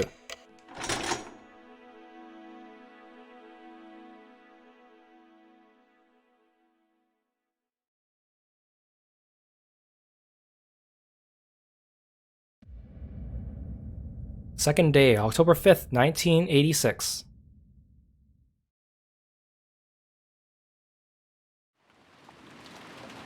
Genji tightened his bow tie and looked outside through a crack in the curtains. Maybe the rain had died down a tiny bit since the previous night, but the thick rain clouds didn't seem like they'd be letting any trace of the morning sun get by. The morning was dim and far from refreshing. Hey DK, thank you so much for summoning Kirby and welcome to the stream. Thank you, thank you. It seems it will last all day after all. Sorry for keeping you waiting, Genji-sama. Kanon finished checking his appearance and exited the washroom. On the normal schedule, it was rare for anyone to have to suffer going straight from a midnight shift to an early morning shift. They were on a special schedule for the 2 days of the family conference. However, unless the typhoon passed today, their relative stay on the island will last until tomorrow. Kanon thought it best to be prepared for the special schedule to last an extra day. The two of them left the guest house, opening their umbrellas. The rose garden had been devastated by the wind and the rain on the previous night. Even though they spent several days making it beautiful to welcome the guests, one stormy night was enough to ruin it. Kanon sighed. The two of them headed for the mansion. They were supposed to meet up with Goda and prepare breakfast. Goda was such a perfectionist he had probably already woken up and was probably already preparing a breakfast as exquisite and elegant as glasswork. They reached the overhang by the entrance to the mansion and folded up their umbrellas. Genji took a bundle of several keys from his pocket and locked the front door. The Ushirimiya family mansion was the only thing on Rokunjima, so in the past they hadn't been in the habit of locking up. However, Natsui had ordered that the mansion be locked up from midnight to early morning. Ever since then, unlocking the door in the early morning had become part of the servants' morning shift. This task had been given to Genji and Kanon, so that Goda could start preparing breakfast as soon as he woke up. Silence had fallen in the mansion, giving the impression that the mansion itself was still asleep. Well then, let us begin the morning chores. Yes, sir. The two of them slid up and began opening the curtains throughout the mansion. If the curtains stayed closed, the mansion would remain enveloped in faint darkness, as though it was still trapped in the previous night. Following a well-rehearsed procedure, Kanon went around the mansion, opening the curtains for one window after another, without having to retrace the steps once. Even with this horrible weather, drawing the curtains made it feel just a little bit like morning. While doing that, he passed in front of the kitchen. Even though he hadn't smelled anything yet, his stomach started aching for some of Goda's prized cooking. Good morning. Huh? He tried to greet Goda, who should have been getting breakfast ready, but Goda was nowhere to be seen. The kitchen was darkly lit, and not only were the curtains not open, but the fan wasn't even running. It was still cold without any trace of a fire being lit, so of course there were no signs of breakfast being made either. Though it would have been inexcusable, perhaps Goda had overslept. Even servants are only human. They sometimes sleep in and show up late. In the rare case that such a thing happens, it's part of a servant's code to hide the unsightly scene before anyone notices, smoothly cover it up, and make sure the family never even realizes something has gone wrong. Kanon took the receiver of the phone that had been fitted to the wall and dialed the number for the extension line in the servant's sleeping room. He couldn't hear that characteristic sound of a dial tone. Kanon tried picking up the receiver again, but even so he couldn't hear the usual dial tone. He tried dialing again, but it had no apparent effect. Could the lightning last night have damaged the machine, breaking the extension line? The equipment in this mansion was all worn out. Kanon fully understood that even the smallest thing could have caused it to break down. He gave up trying to wake Goda with the phone and dashed over to the servant's sleeping room.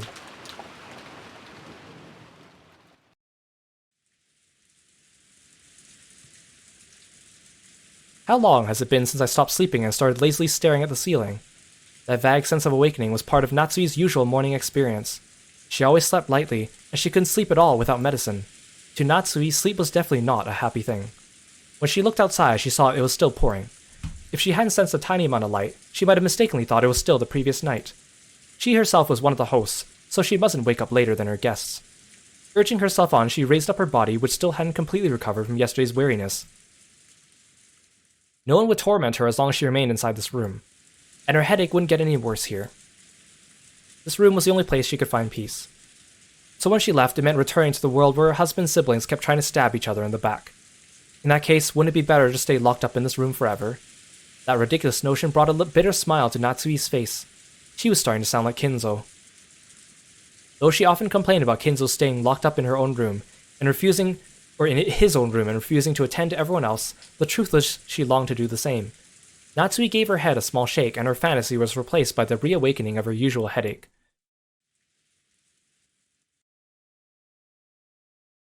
When she reached for the doorknob trying to leave the room, her hand touched the scorpion charm she had hung from it before going to sleep the previous night. It was Maria's charm which Natsui had received from Jessica.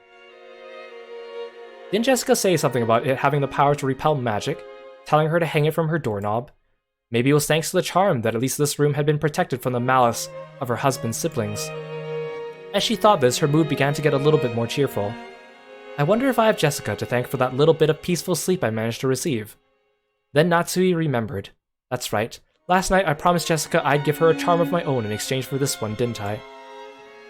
Natsui opened a drawer in her dresser and took out an antique accessory case that she had treasured when she was a child. Inside, there were many small objects that Natsui had thought were valuable at the time. From amidst those, she pulled out a red pouch. Inside was a small round mirror about 10 centimeters across. It looked quite old, but the design on the back of the mirror was very ornate, and it felt like something with historical value. At the very least, it seemed much more authentic than the other charm, which looked like a plastic scorpion keychain. She had heard this was a spiritual mirror for warding off evil spirits, and she had been given it specifically by her grandmother when her grandfather's mementos had been distributed. It had been believed since long ago that a strange power resided in this mirror. Perhaps people thought it could reflect calamity and malice in the same way it reflected light. Natsui returned the mirror to its pouch. It would probably be a fitting object to hand over to Jessica. Just as she was placing it in her pocket, the sound of someone knocking on the door suddenly echoed throughout the room. Yes? Good morning, madam. It is Genji. My apologies for waking up so early. I'm coming now. What is it? No servant had ever come to her this early in the morning, nor had they come to wake her in person. Perhaps something bad had happened. Maybe some fatal oversight that had been made while preparing breakfast, something that would shame the household in front of their guests. Natsui took a deep breath in anticipation for whatever trouble she was about to hear of. When she opened the door, Genji once again gave a morning greeting while bowing deeply. Natsui tentatively responded. Good morning. Did something happen? My apologies. It would seem that the telephones have been broken due to the lightning last night. The extension telephone isn't working, so please forgive my coming to see you directly. The extension telephone isn't working? That would be troublesome. Will it be possible to fix it? I am afraid we don't know the location of the damage. Later on, I would like to call in an expert and have him repair it. Does that mean we'll be unable to have it repaired until after the typhoon passes? Then it will remain broken for the duration of our guest's stay. Will that hamper our efforts to care for our guests? We will do all we can to ensure there are no problems. Very well. I'm counting on you to make sure we have no blunders. Natsui let out a small sigh of relief. She had been prepared for the worst, but damage to the telephones wasn't the kind of trouble she was worried about. Then again, even this would probably be enough to spark sarcasm from Eva. Natsui gave her head a little shake. Are the preparations for breakfast proceeding well? As to that, we haven't been able to find Goda. The arrangements for breakfast have yet to be carried out. What did you say? Natsui was indignant. To her, this was a much bigger problem than the phones not working, and despite that, this piece of information was the part that had been postponed. Why did everything go well most of the time, then come to something like this when the relatives were visiting? Natsui put her head to her forehead and shook her head. Well, I suppose he slept in. At any rate, just to see to it that someone hurries up and prepares breakfast. I don't care who. What? Natsui exited into the hall and turned around for a second to close the door to her room. The creepy thing she saw there silenced her completely. It was an unpleasant sight, as though someone had dipped their fingers in reddish-black liquid and scratched at the door around the doorknob. It was probably some sort of awful prank, arranged by some person who managed to make it look like they tried to force the door with bloody hands. What sort of prank is this? How awful! I also just noticed it as I came to call you. I will clean it later. Perhaps. This is a vulgar joke by one of the guests. Disgusting. Truly disgusting. Who in the world would pull such a childish and disgusting prank? Natsui had a pretty good idea, but of course there was no proof. So even if she pushed the issue, it would just seem as though she was making a fuss about nothing. In fact, it would surely be better to act as though she hadn't even realized that such a prank had been played on her. Hey Yule, welcome to the stream, thanks for stopping by. Yes, it's time for spoopy stuff to happen. Perfect for October, right? Natsui gave the order to have it cleaned and headed off to the parlor with a squeak of her heels.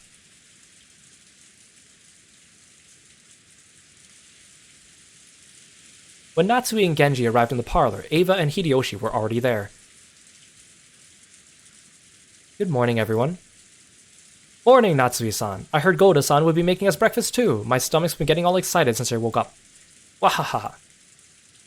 After all, it seems food is all you can look forward to at the head family household. I'm I'm pleased to see you too are in high spirits so early in the morning, Eva-san. With a weary expression, Natsui returned Eva's gaze, which was fiercely competitive despite the early hour. Then Kanon jogged in. After bowing an apology to the relatives for running inside the mansion, he noticed Genji and told him something in a small voice. Kanon, have you still not found Goda? My apologies, madam. I went all over the inside of the mansion and the guest house, but I still haven't found him. Where in the world has he gone? At any rate, breakfast is a higher priority than finding Goda right now. See to it immediately. Yes. Kanon glanced at Genji. It seemed he had something else to report, but was uncertain whether or not the words should come from him. Genji nodded and decided to give the report himself. Madam, it is not only Goda. Your husband is also nowhere to be found. My husband? Yes. Even before visiting you, I went to his room to tell him that breakfast wasn't being prepared, but I did not find him there. Furthermore, he is not the only one missing. Rudolph-sama, his wife, and Rosa-sama are nowhere to be found. Not in the guest house, nor the mansion. Yes, they were not in their rooms in the guest house either. When she'd heard that Goda alone was missing, she'd assumed he had slept in or was loafing around somewhere. However, now that she learned that several of the relatives were also nowhere to be seen, she began to take a slightly more optimistic view. Could last night's family conference have continued all night, up until the present moment?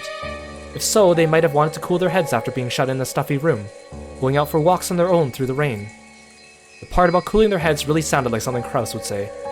Goda had probably been summoned to accompany them and aid them in some way. Goda was not a man who lost track of time. He had to understand that preparations for breakfast would be hindered if he did not return. However, maybe the family conference had continued until this very moment, with an atmosphere that would make it hard for anyone to slip out. Yes, that theory would be quite convincing for Natsui. She remembered the illusion she'd felt that morning, as though the previous night had never ended. When she learned that the feeling wasn't just an illusion, she once again took a deep, wary breath. After all, that banquet of filthy vultures encircling Kinzo's property was still going on. Perhaps they are still discussing the inheritance somewhere in the garden, or maybe the beach. At any rate, if we don't call Goda back, we'll never be able to begin preparations for breakfast. So what are you saying? Are Nissan and the rest still continuing their discussion? She had planned to say it in a small voice, but Hideyoshi overheard Natsui and managed to grasp the situation. Nissan and Rudolph sure are tough. Maybe it's just youth in Rose's case. Just a bit after midnight, the two of us were so tired we headed back to bed, though I do remember that Nissan and the rest were still having a heated discussion at that point. Men certainly are unpleasant when they get all fired up. Natsui snorted, her face still blank. Kanon, search outside. If you find Goda, tell him to return immediately and begin preparing breakfast. Certainly. Natsui-ne-san, we know for sure that they aren't outside, do we? Or we don't know for sure they're outside, do we? Couldn't they also be inside Father's study? I see, that's certainly possible. I don't know what path their conversation took, but there's certainly a chance they moved to Father's study and let him in on the discussion. I can't imagine that Father would willingly let them bring such a detestable topic into his study. You really think so? Well then, there's nothing we can do. I'm sorry, Genji-san and Kanon-kun, but could you search outside?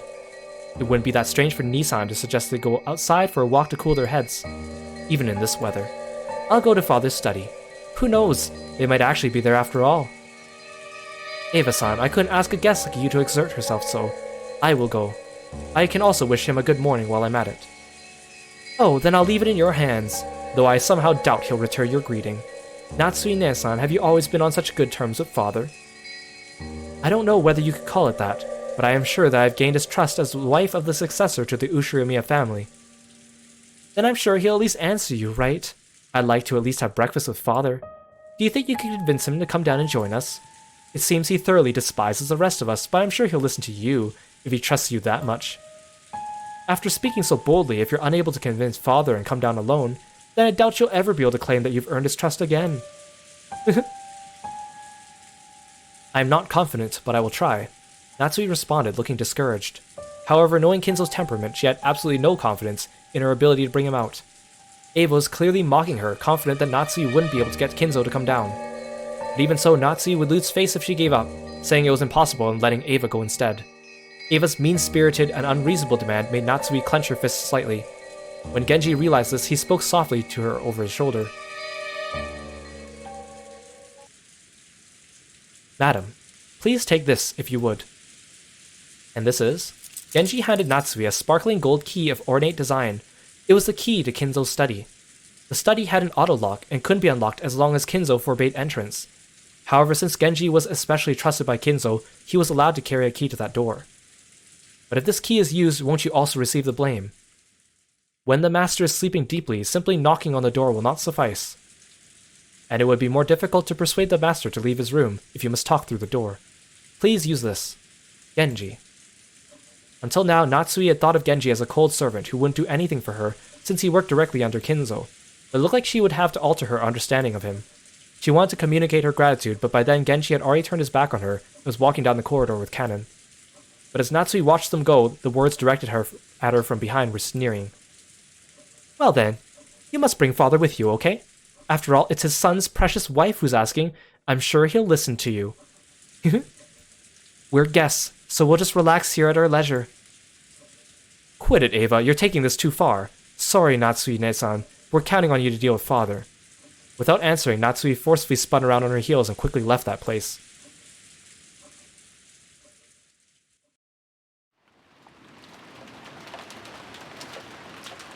After all that excitement the previous night, there was no way anyone was going to wake up early. George, Aniki, Jessica, and I were snoring loudly on the beds in the cousins' room, but Maria, who had gone straight to bed without joining in, was completely awake. As she rubbed her sleepy eyes and looked around, she was met with the loud snoring of the other three cousins. For a while, Maria had to think about what had happened. After that, she realized that her mother wasn't with her, and she quickly got lonely. Maria left the cousins' room, trying to head to the room that had been arranged for her and her mother. Paying no heed to the three who were sleeping soundly, she slammed the door shut. In response, Ballard mumbled and rolled over in his sleep, but it wasn't enough to wake him up. After a while, Maria returned, once again opening the door with a lively bang. When she had left the room, her face had been sleepy, but now she was back, she looked irritated. After that, she climbed up on Ballard's bed, which happened to be the closest, started yelling and jumping on it like it was a trampoline. Wake up!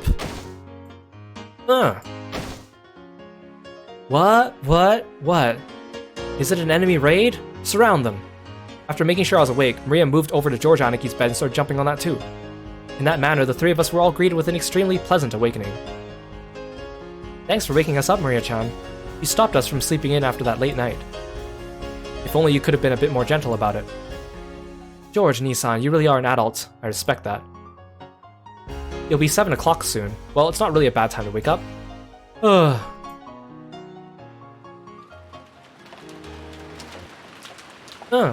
Mama's not here.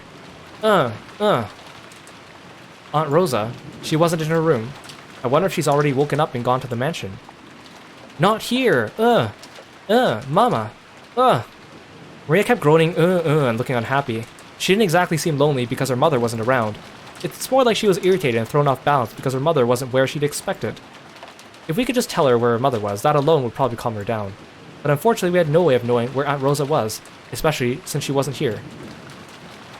Anyway, it's time for breakfast, so let's head over to the mansion. That's right. Maria, let's go to the mansion together, okay? I'm sure Aunt Rosa will be there too. Mama's in the mansion. Then I'll go there. Yes, guess we should go to the mansion. Our parents have probably gone there. Maria regained her usual composure so completely, her earlier tantrum now seemed like a lie. We got dressed, left the room, and headed for the mansion.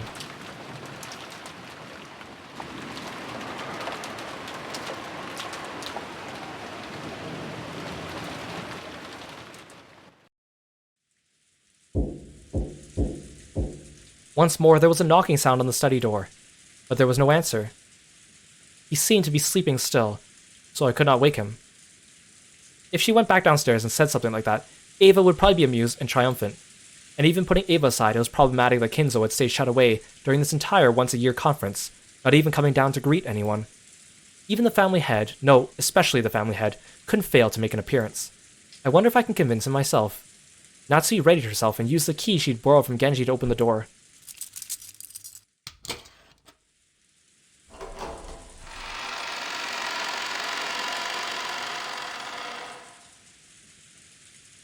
Even though she was prepared for the sweet stench, which seemed to eat into one's brain as it poured out into the small crack in the door, she couldn't help but grimace. Thinking that he might still be sleeping, Natsui entered the room quietly.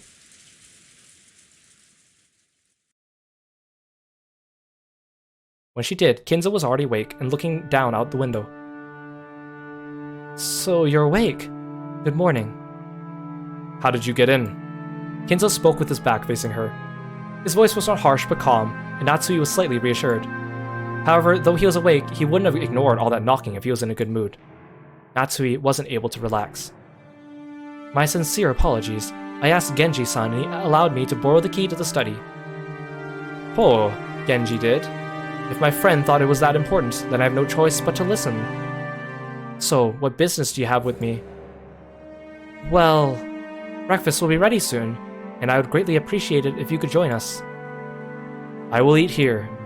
Have it brought here like always. But father, this family conference happens only once a year. Please at least let them see your face. Go back downstairs. Are you asking me to join in as they discuss how to chew up my inheritance after I die? How foolish. Let them speak of such matters as much as they please without me. And if that's what you call a family conference, it's hardly worth leaving my room for it. I am busy. Do not bother me. His last words carried the threat that any further questions would not be appreciated. Natsui realized that adding any further pleas would finally bring his wrath down upon her. She didn't look forward to facing Ava's sarcasm, but there was nothing more Natsui could do. Is that so? Understood. I am sure everyone will be sorry to hear it, but I will tell them. Natsui decided to give up. Bowing silently, she tried to leave the room before Kinzo's spasmodic temper could flare up. As she did, Kinzo spoke to her. His voice was so calm and gentle, it felt like it came from an entirely different person. Natsui, it has been quite some time since you married into the Ushiromiya family. Yes, it has been many years since I was first permitted to bear the name Ushiromiya. Do you sometimes long for your previous family? No. Marriage means abandoning your birth family. I am Ushiromiya Natsuhi. The Ushiromiya family is the only family I can come home to, and is the only one I am fond of. She truly wasn't exaggerating. Such was the resolve she felt whenever she applied the Ushiromiya family name to herself. That's precisely why she was so saddened when her husband didn't treat her like an Ushiromiya, leaving her to race about in vain. If Kraus were a woman, and you his husband, no, I won't say that. What do you mean by that? Father. Natsui was shocked. If Kinzo's words just now were what they seemed, it would have been more than enough to make up for all she'd suffered up to that point. Forget it. It's just the nonsense of an old man. Kinzo once again faced away from her. He told her to forget it, but Natsui couldn't help feeling a warmth in her heart. Father, even though I, Natsui, am not connected to you by blood, I am still your daughter. I will most assuredly see to it that your honor and glory and everything you have left behind are protected. You do not have the right to wear the one-winged eagle. However, the one-winged eagle is surely engraved in your heart. That is irrefutable proof that you are my blood relative, one who will inherit the glory of the Ushiromiya family. Some will sneer that there is no eagle on your clothes, but such words are not worth lending an ear to. Only those who hold the eagle in their hearts are my true blood relatives. I now consider it an honor that you were welcomed into the Ushiromiya family. Without saying anything more, Kinzo remained with his back to Natsui. However, Natsui couldn't help but feel something warm well up inside her that she hadn't felt since long ago when she had been just a child. Natsui bowed silently to his back and left the room.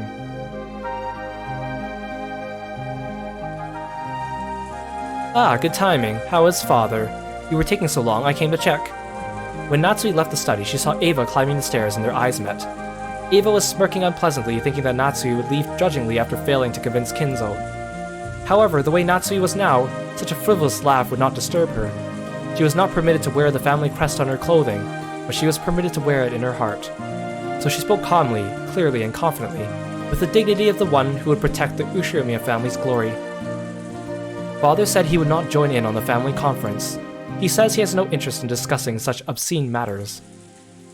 I figured you'd say something like that. If you failed to persuade father, just say so. How pitiful. I'm beginning to see why father lamented so. What do you mean by that? Natsui did not answer. Just as Kinzo had done earlier, she showed Ava her back as she headed down the stairs. Ava finally realized that she was being made fun of, that something had happened so quickly to bolster Natsui's confidence. Even so, she apparently didn't have the courage to risk Kinzo's wrath. Unable to even knock on the door, she could only click her tongue, make a motion as though scratching at it, and follow after Natsui. So, were Nissan and the rest there? Did you ask Father about them? I didn't get the chance to ask, but they were not inside the study. Father would never let them into his room to discuss such a lowly topic, so it's unlikely he knows where they went. Let us go downstairs and wait for the servants to return for the search. Breakfast may be late, but how would you like some tea, Eva-san? That would be fine. Eva couldn't hide her confusion at the complete difference in Natsui's attitude. She was acting so boldly, and while Eva hated to admit it, she even had a sense of dignity about her. Unable to find fault with anything, Eva could only follow Natsui back to the parlor.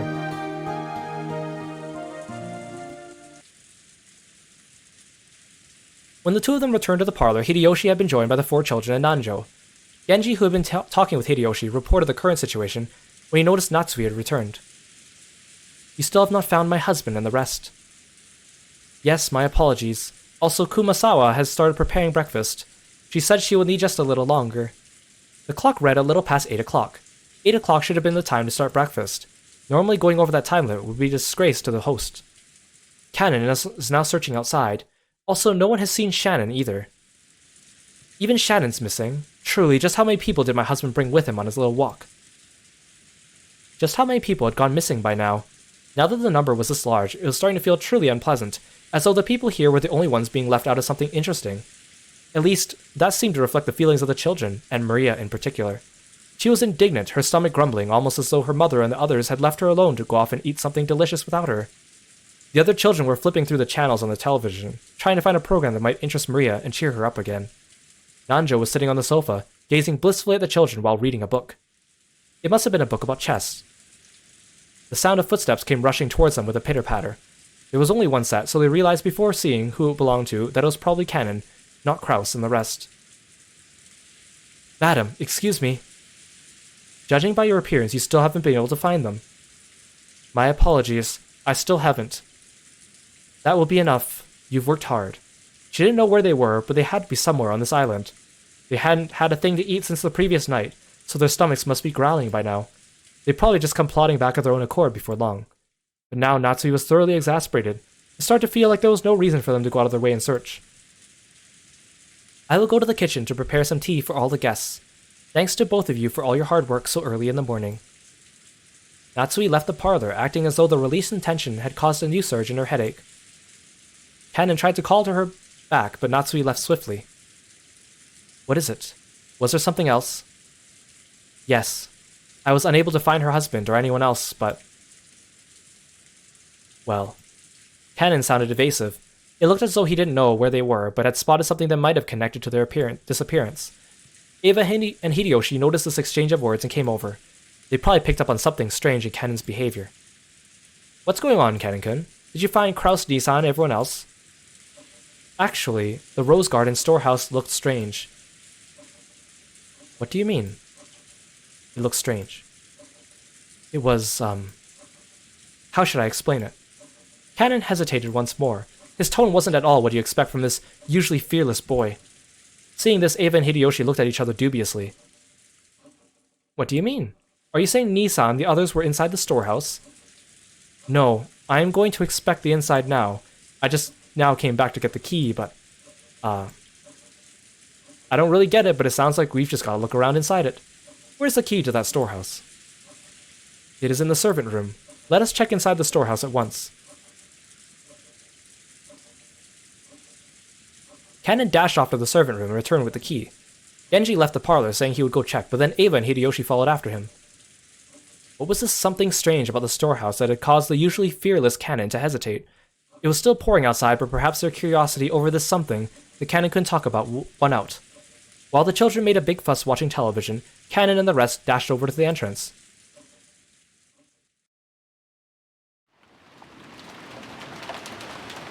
The Rose Garden storehouse was a place that housed various tools used to manage the garden. It was definitely not a pretty building. Because of its appearance, it had been built so it was hidden in a corner of the Rose Garden. Cannon, Genji, Eva, and Hideyoshi came cutting across the Rose Garden holding umbrellas. They entered a small path just off the Rose Garden, which was normally off limits for those appreciating the garden, and only used by those maintaining it. As they dashed down that, the storehouse came into view in front of them.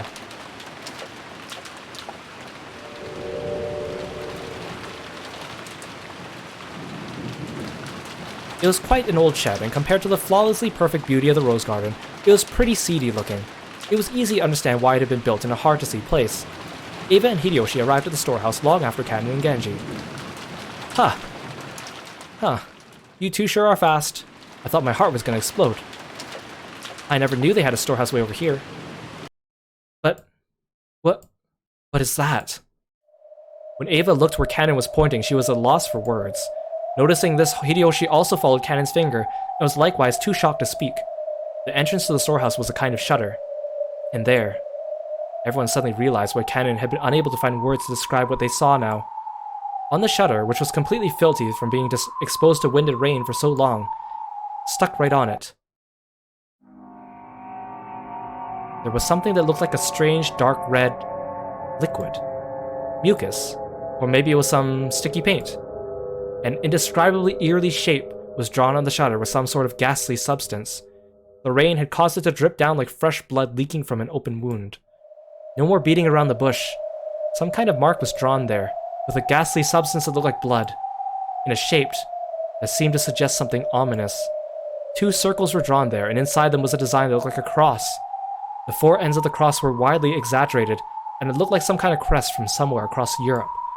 And in the cracks between these shapes, written closely packed together, were some unfamiliar characters or possibly symbols. What a vulgar bit of graffiti. Could this be one of those? One of those magic circles used in demonic ceremonies? It wasn't surprising that Hideyoshi would say that about such a ghastly shape, drawn with a deep red dripping substance. When was this made? Last night I came here before it started raining, and there was nothing drawn here at the time. We must do something before anyone else sees this. If they laid eyes upon it, it would cause them great discomfort. That's right. Even though it's just a shed, I wouldn't want to leave such an unpleasant piece of graffiti alone for even a second longer than I had to. There is some paint inside the storehouse. Let us paint over it temporarily as an emergency measure. Then repaint it again someday when the weather is good. Genji remembered that he had just recently seen another scribble, and it had been made with a strange dark red substance of the same color as this. That must have been... That's right, he'd seen it when he went to Natsu's room. Kanen-kun, let's remove this scribble quickly and go back, okay? Even though it's just a storehouse, it's really irritating to have graffiti around the home I was brought up in. Yes, ma'am. I will take care of it immediately. Kanen squatted in front of the shutter and unlocked it. He then lifted it up with all his strength. A boisterous noise resounded, and the eerie shape drawn on the shutter began to get sucked in through the top as the shutter was raised. At least for the time being, that ominous drawing disappeared from their direct gaze, and they all breathed a sigh of relief.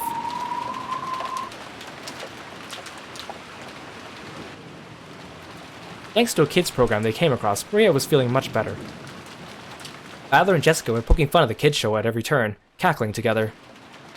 George was enjoying the program with Maria from her perspective. Nanjo sat on the sofa by himself, passing the time by reading quietly. They heard hurried footsteps coming from the hallway. They were the footsteps of a single person. Did that mean it wasn't the group of 4 that just left? It was Genji. It was very rare for Genji, who considered being out of breath a violation of a servant's virtues, to be gasping for air. He had probably come dashing back from outside the mansion. His shoulders were soaking wet, and he didn't have his usual trim appearance.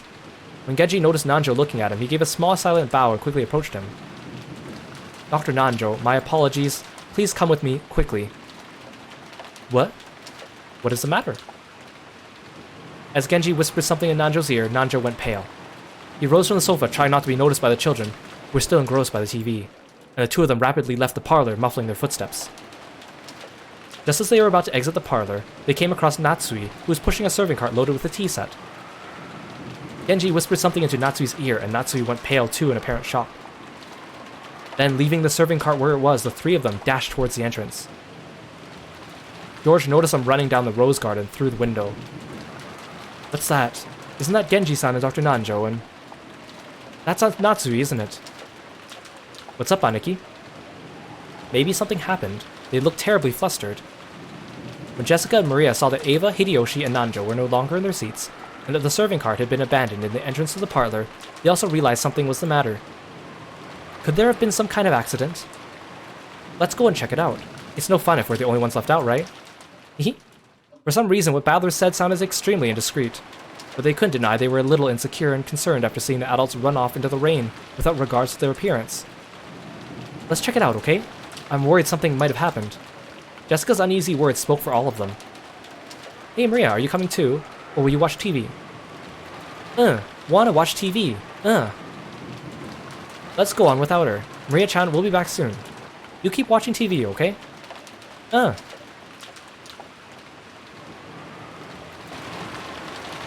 By the time the kids made it outside, the adults were no longer in sight.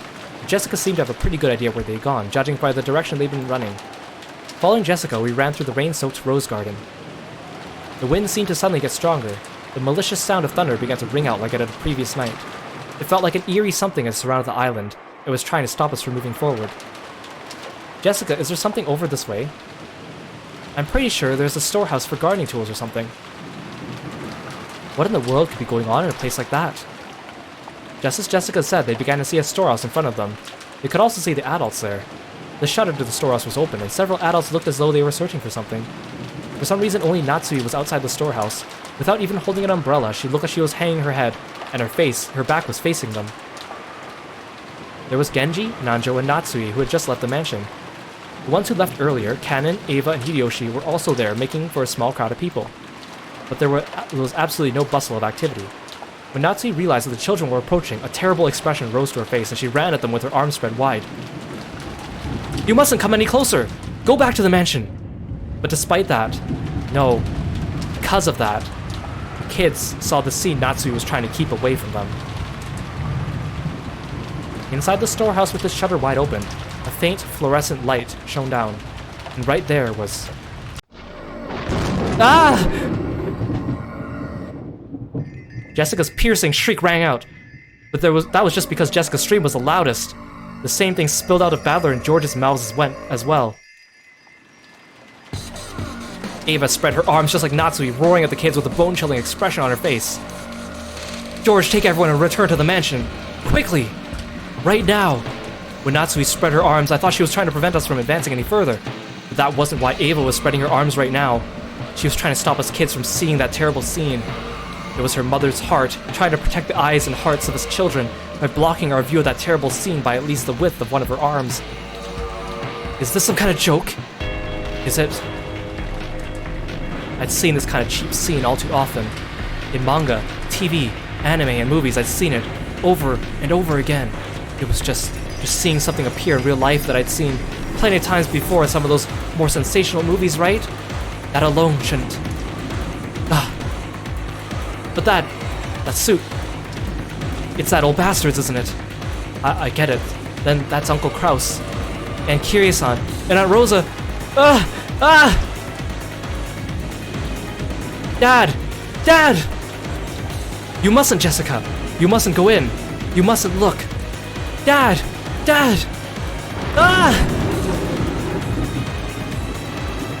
Rigor mortis has set in across almost the entire body. Most likely, 6 hours or more have passed since death. As far as I can tell by looking at the damaged area, there's a high probability that they were damaged after their deaths. No, I must watch what I say. I'm a general practitioner. Examining corpses outside my area of expertise. So what does that mean? Just killing them wasn't enough, so they went on doing something like this. The devil, this here's the work of the devil. Aunt Natsui caught Jessica in her arms, and Aunt Ava caught George Aniki. So I was the only one who could approach the entrance to the storehouse. If only there had been someone there to catch me too. I wouldn't have needed to have this horrible, evil scene burned into my eyes. No, that's not it. It isn't that there's no one here to catch me. The people who should catch me, they're right here, aren't they? Just as Jessica said, it did look like a storehouse for gardening tools. A lawnmower with extra blades, a grass sickle, and a hammer. Some carpentry tools, such as a saw, piled up potted plants and bags of fertilizer. And treated just the same, the corpses of several people had been laid to rest there. No, had been tossed in there. I couldn't tell them by their clothes. That old bastard, and Kirie-san, Uncle Kraus, and Aunt Rosa. Beyond that, Goda-san, and... Are there still more of them? How many people died? You're fucking kidding me. I can't even count them on one hand, damn it! I didn't know whether it had been one of the gardening tools, which if used for something other than their intended purpose, could definitely be wielded with a naked brutality, or whether some horrible tool had been brought in here specifically for this. Anyway, each one of their bodies jammed in here had been given an atrocious makeup. It wasn't makeup, it was more like their faces had been plowed. Their faces were smashed, forced into expressions that normal people couldn't even make after death. I couldn't tell where the eyes or the noses were, but I could find their mouths because they were gaping wide, their gums exposed. But their front teeth were missing, and even the cheeks that should have covered all this were all torn up and laid bare. That trendy makeup you always spent so much time on, even though you're a man, isn't doing a thing now. Ugh. Dad! I always thought you were going to hell, but still not like this, right? You weren't some son of a bitch that you had to suffer so brutally. And Kirie-san, didn't I tell you to stop going out with this guy? There's absolutely no reason for you to end up like this too. They've got no faces. No faces. Damn it, damn it, damn it, damn it! Battler-san, you mustn't look anymore. There's no way your mother and father would want you to see them like this. For your mother and your father's sake, you mustn't look anymore. Dead people are supposed to have faces that look like they're sleeping peacefully, right? They've got no faces. My dad and Kirie-san have no faces. I don't even know what kind of faces they were wearing when they died. What's wrong with me? Will I have to see those smashed monster-like faces every time I remember them? Oh, oops. Oh, I forgot there was a scroll function in this game. That's just great. I didn't want to remember that old bastard smug face anyway. Just great. Just great. Why even Kirie-san's face? Kirie-san wasn't a crook. Sure, she ticked me off a bit now and then, but she was like a cool big sister to me. This is all wrong. This is all wrong. At least Uncle Kraus has it better, doesn't he? It's not his whole face, just a side. At least he's got half his face left, right? That's still better. That's still better. No! Jessica filled her ears with the sound of Rowan screaming, trying to shut out my reckless words. Stop it! Battler cunt, just stop it! Just stop it! Aniki! Aniki! Ah! Disregarding age and appearance, I fell to my knees, clinging to Aniki's waist and sobbing. It was as if I was crying on behalf of everyone there. Representing the feelings of everyone there, I screamed over and over.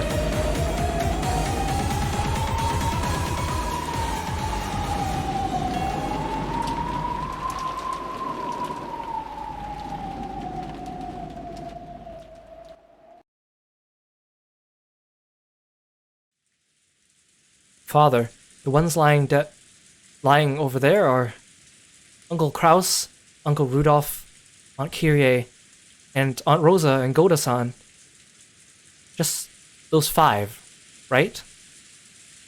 No. There are 6 people.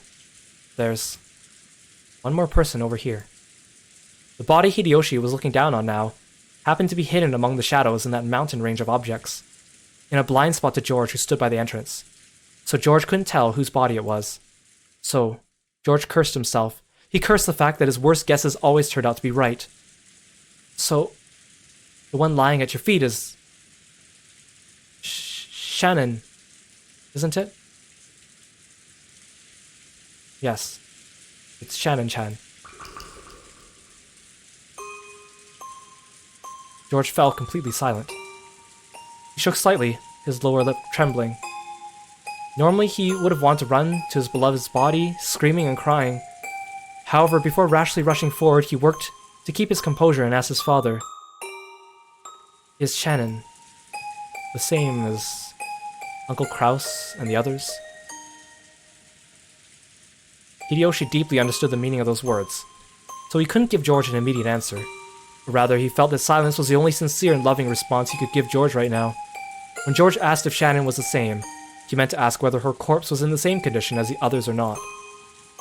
Since Hideyoshi hadn't denied it, it meant her corpse was in the same brutal state. Can I look at Shannon? No, you can't. Why not? After all, I won't be able to see Shannon's face again, right? So why won't you let me see what her face looked like at the end? The last time you met Shannon-chan was yesterday, right? Yes. I see. When you left her, what kind of face was she showing you?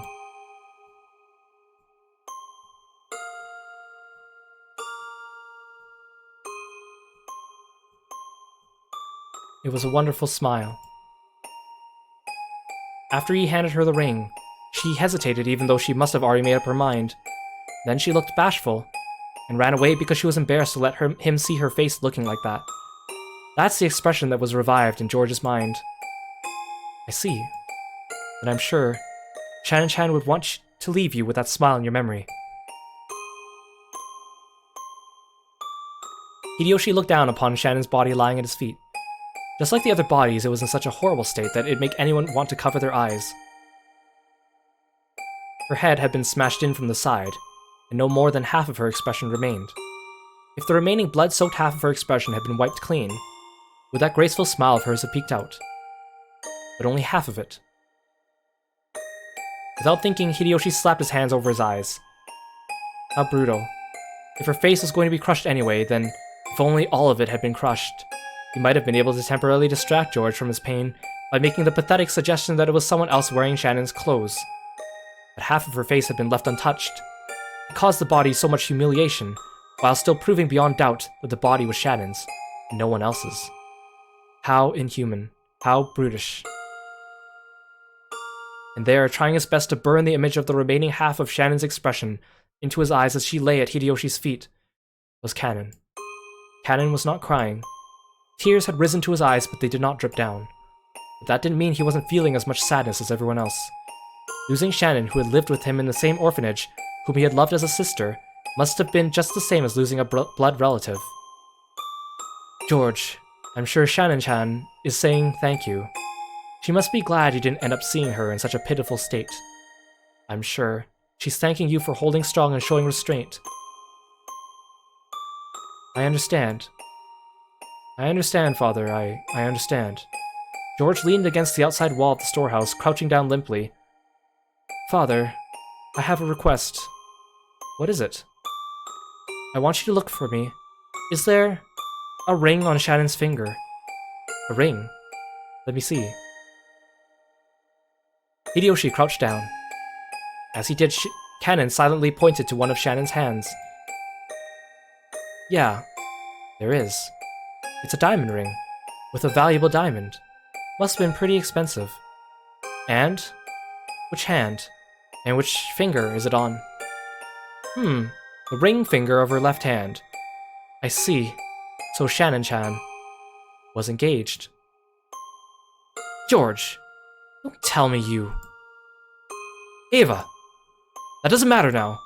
A man made a lifelong promise to Shannon-chan. A man promised her happiness for life. Who that man was isn't the issue here. Being told that by a man is a woman's dream, isn't it? I don't know when she received this ring. I don't know who gave it to her. However, even so, Shannon-chan took this ring. Then she accepted it, and put it on her left ring finger. I'm sure the man who gave it to her was also happy. To most of the people there, Hideyoshi was simply disturbed by this extraordinary situation, and was blurting out nonsense. However, someone who knew of George and Shannon's true relationship would understand the full meaning of those words. I see. Thank you. Father. George stood up.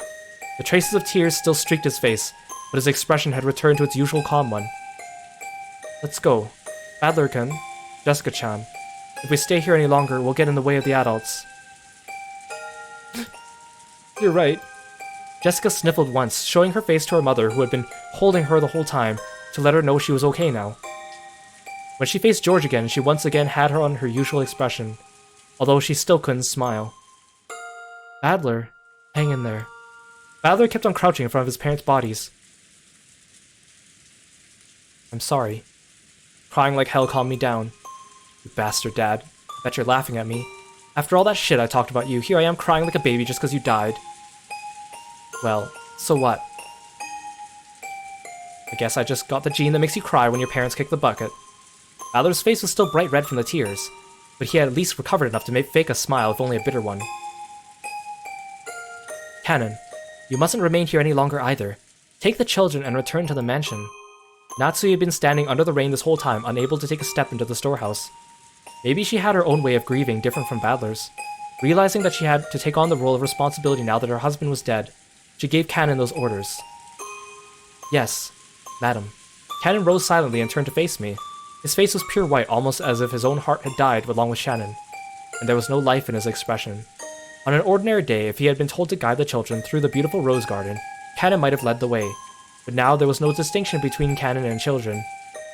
They were now just kids of the same age, suffering the pain of losing those close to them.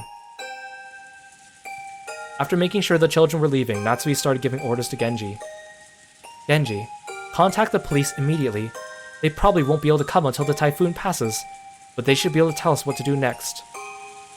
Understood. There is an emergency radio, so I will use that to contact them. When she heard that, Natsui remembered. That's right, the phones were out today, weren't they? However, they also had a radio, since they couldn't necessarily rely on phones all the time while living on an isolated island. At any rate, they should start by contacting the police and receiving their instructions. Everything else could wait. Dr. Nanjo, is there anything more you can do here? Unfortunately, there is nothing I can do. Understood. Genji, could you at least cover their faces with something? Exposing them like this is humiliating to them as well. Yes, ma'am. Genji picked up several dried-up towels from inside the storehouse when Ava stopped him with a shrill voice. Wait a second. Stop. This is the scene of a crime, isn't it? Then we mustn't disturb it. We all panicked and walked in here with our shoes on, but even that would surely get in the way of the police's investigation, right? Natsui glared at Ava, offended. Objectively speaking, Ava was right. Even so, she glared at Ava as though accusing her of refusing to do those tragic corpses which had been humiliated even after death. The simple act of kindness covering their faces. However, Ava had spoke both calmly and correctly. This horrible situation definitely wasn't an accident. It was a crime. Someone had killed them. It was a murder case. So they needed to be careful to avoid disturbing the site any further. They had to do what little they could to aid the police, preserving clues that might help catch the detestable culprit. I agree with Ava-san. Until the police come, we should leave everything be. What do you say, madam? You're right. Very well. Close it up. And just in case, we should put a different lock on it. A different lock? Yes. When we came here, the shutter was locked. That means the culprit used the key to the shutter to lock it. That makes sense. So does that mean the key that opens the shutter will have the culprit's fingerprints on them? I'm sure it'll be worth submitting to the police as evidence. The Cannon-kun usually has it, and he used it to unlock the shed just now. We'll probably have Cannon's fingerprints on it. Also, that key was handed to Genji-san just now, and he took it with his bare hands. It doesn't look like it'll be very useful as evidence. That was careless of me. My apologies. Genji-san, are there any other keys to the storehouse? No, only this one. So the culprit walked out of the servant room with that key, and then was nice enough to return the key to where they found it. Hideyoshi's theory sounded plausible, but was actually very strange if you thought about it. Why would they go through all the trouble of returning a key they stole? No, if you think about it even more deeply, there are some points that are even more bizarre. When a criminal hides a body, they're usually trying to delay the point at which he'll be found, so they can use that time to escape. The 6 weren't necessarily killed here, but it was reasonable to assume they were killed somewhere on this island, carried to the storehouse and hidden to delay the discovery of the crime. And yet, the eerie magic circles scribbled on the storehouse shutter had eloquently indicated the location of the hidden corpses. Hey Yoro, welcome to the stream! Thanks for stopping by. Sure, it didn't explicitly mention the corpses, but 6 people had gone missing. In that situation, someone had made such an obvious piece of graffiti and even returned the key to the shutter. Almost as though they wanted the corpses here to be discovered. Anyway, we can't put all our faith in a lock that the culprit has opened once before. If we want to protect this place from the culprit's hand, I think we should put a new lock on it. I think that is a good plan. I agree. Genji fished around inside the storehouse and unsealed a brand new padlock that had been inside a small box. What should I do with the key? I will take it. I will take responsibility and hand it over to the police. Natsui took the key from the padlock from Genji's hand. After that, they all exited and lowered the shutter. And so the corpses were once again sealed behind that shutter, which was still covered with that creepy magic circle. Genji crouched down in front of the shutter to fasten the new padlock. Shutters often have a place in front where you can attach your own lock in addition to the main lock of the shutter. This was one of those types. In the midst of the roar of thunder and the pouring rain, the storehouse stood there ominously.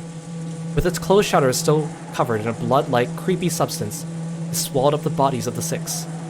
To Natsui, putting the new lock on wasn't mainly to preserve the scene for the police. She might have felt like she wanted to shut that mouth for all eternity, to prevent that eerie beast from swallowing up any more victims.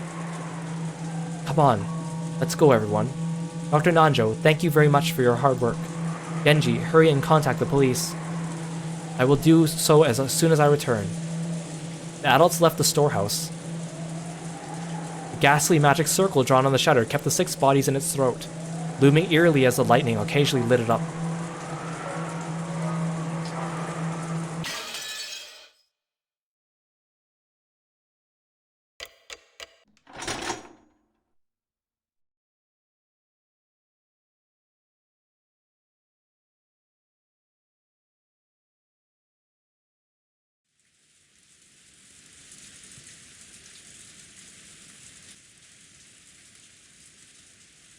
All that could be heard was the sound of the rain, the voices from the kids' TV program Maria was watching, and the engrossed Maria's cackling voice.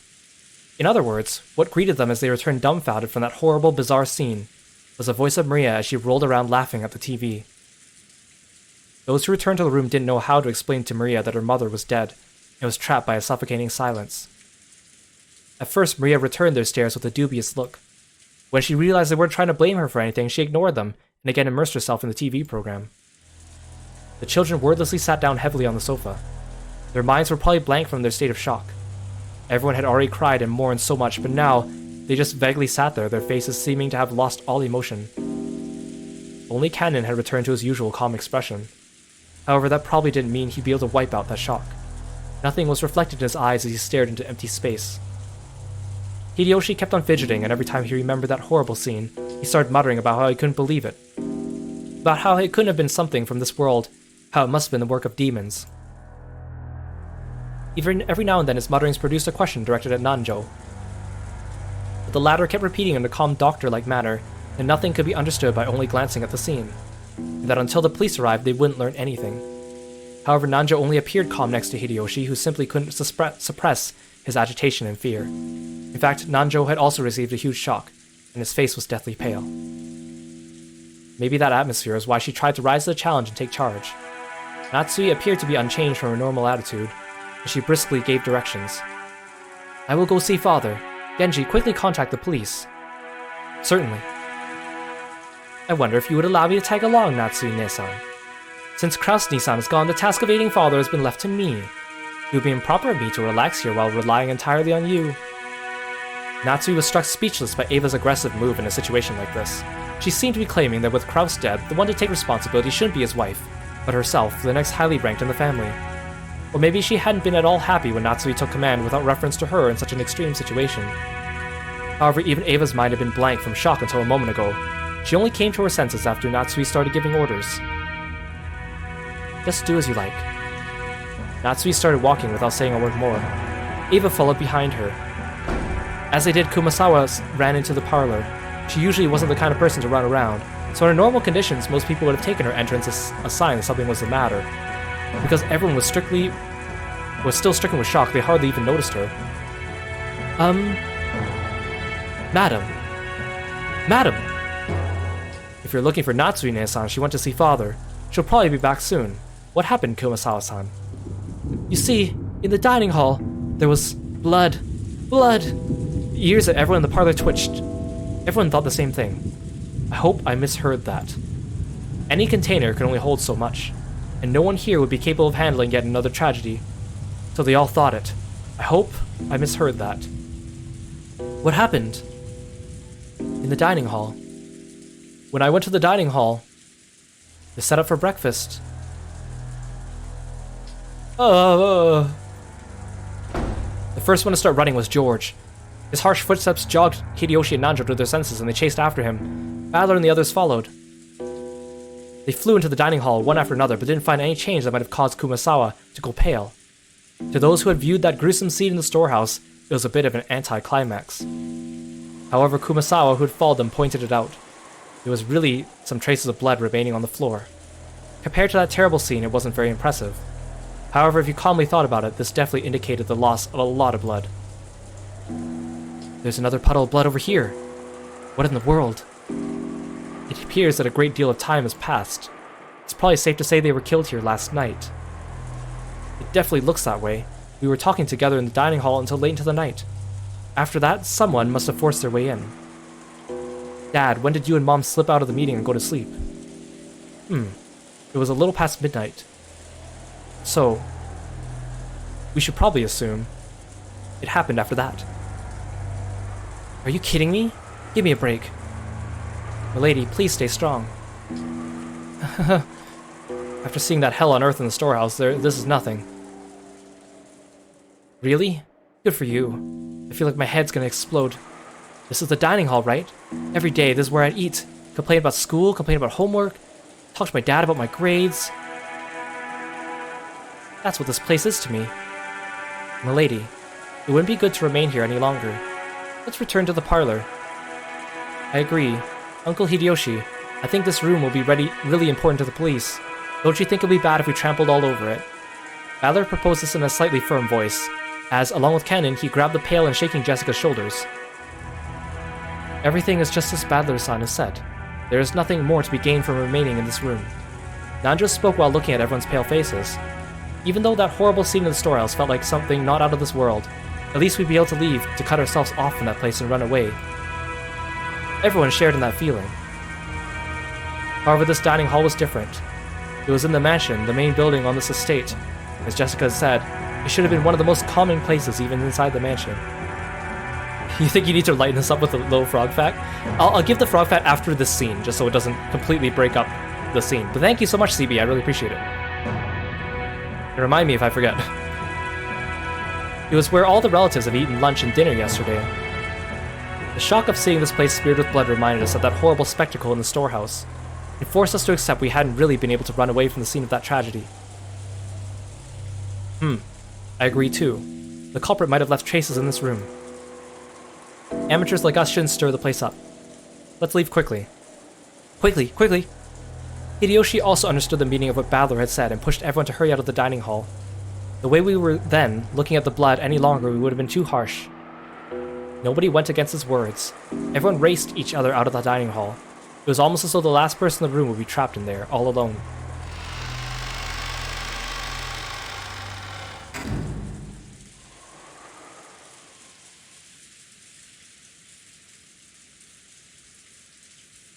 Okay, actually, this might be a good spot for the frog facts.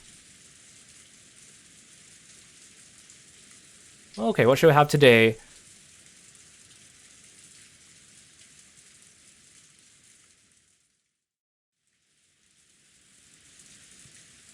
So the wood frog of North America actually completely freezes in the winter, and in the spring it gets reanimated. When the temperatures fall, the wood frog's body begins to shut down.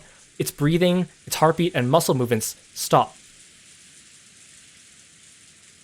So it basically enters like a state of death, in other words, but then comes back to life in the spring once it warms up. It's kind of pretty fascinating. I know frogs and a lot of small organisms like that can sometimes do that. It's also been like a kind of interesting topic of research for humans as well, especially when it comes to cryogenics and stuff like that too. So again, that's a wood frog of North America. Yeah, cryosleep, exactly. Thank you for the fun frog fact. Hey, I think we'll do a little bit more. I want to at least get to the next like scene change. And that might be a good place to stop for today. Once in the hallway, we lent a hand to Kumasawa, who was still trembling and leaning against the wall. We all headed back to the parlor together. Then Genji returned. Oh, Genji-san, were you able to contact the police? As to that, I'm afraid I must apologize.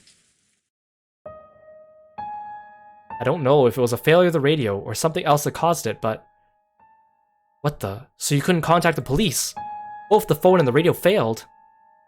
My apologies. A boat will be arriving on Monday morning, and I believe we will be able to borrow their communications equipment. Isn't there a boat on this island? Can't we just take a little trip out to Nijima Police Department? Hideyoshi-san, that would be impossible with this weather. At the very least, we can't do anything until the typhoon passes us by. Kraus-sama's boat is being repaired and is not on the island. Therefore, we must wait for the boat coming on Monday. How could this happen? 6 people are dead. The phones and radio aren't working and there's no boat. So until the typhoon passes and the boat comes, in other words, until tomorrow morning, we're gonna be stuck here on this island, unable to contact the police, aren't we? Which means that, not just us, but the criminal who killed everyone is also confined to this island. That certainly follows. The culprit who killed everyone is still here on the island. So that bastard who killed Dad and the others must be hiding somewhere, unable to escape. Damn it! Damn it, damn it, damn it! I'll catch that bastard. No way I'll hand him over to the police. I'll slice him to bits myself. Ah! Maria had finally realized something odd was happening in the parlor. Rather than noticing something odd, it was probably better to say she felt unhappy and neglected since everyone's getting so excited about something only she didn't know about. Jessica One-chan, did someone die?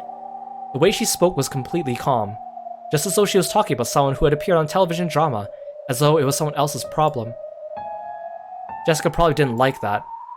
As though trying to say, can't you tell just by looking at me, overwhelmed with grief, she flared up at Maria. They all died. Everyone. Everyone. My dad and Balor's parents, Goda-san and Shannon, and even your mother too. Stop it, Jessica-chan. You aren't the only one who's sad. Maria-san, I know this will come as a shock, but please listen. Your mother has died. Mama died? Huh? Yeah, someone killed her. I know it's sad, but stay strong. How many people died? 6 people! 6 people! Damn it, damn it, damn it! How could anyone do something that cruel? There's a limit to how cruel you could be if you're human. I don't know who it is, but the culprit isn't human. There's no way their blood is red.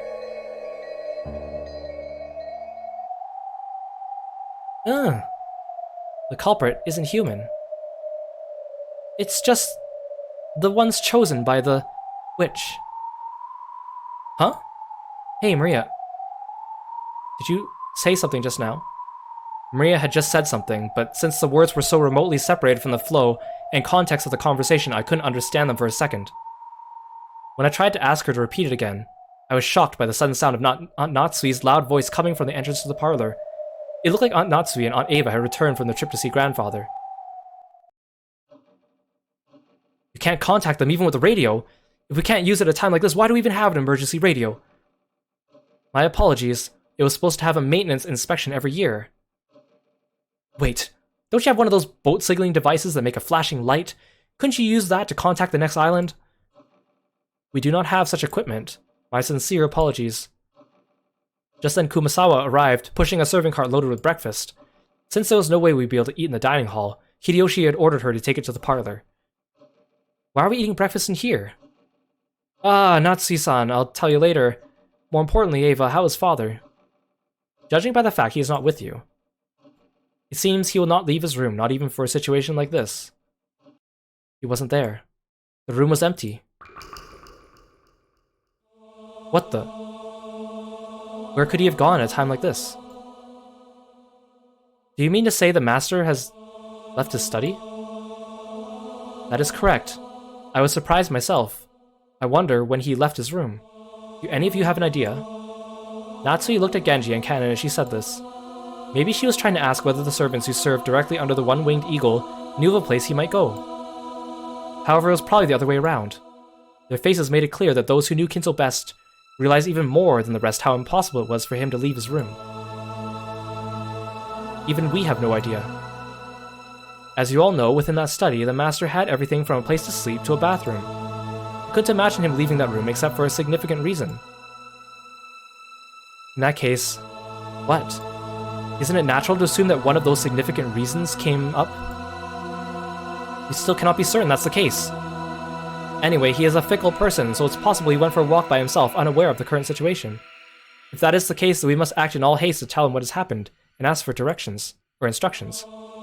That's right. Although I don't want to think about it, it's possible something has happened to him, isn't it? I'd rather not even consider such a sinister possibility. No one had seen Kinzo since the discovery of those 6 terrible corpses. On top of that, the phones were broken, the radio wouldn't reach anyone, and there was no way to contact the police. Apparently, the typhoon would leave tomorrow and the boat would come. But until then, no one could rely on anyone outside the island, nor could they escape the island. The tragedy had hit everyone so abruptly that they lost all their composure. Everyone felt a heavy silence. Everyone was impatient.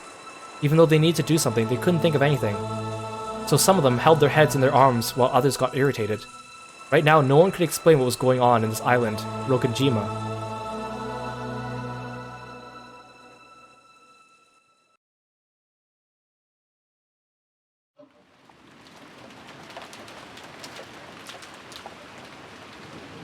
So I'm gonna save the game.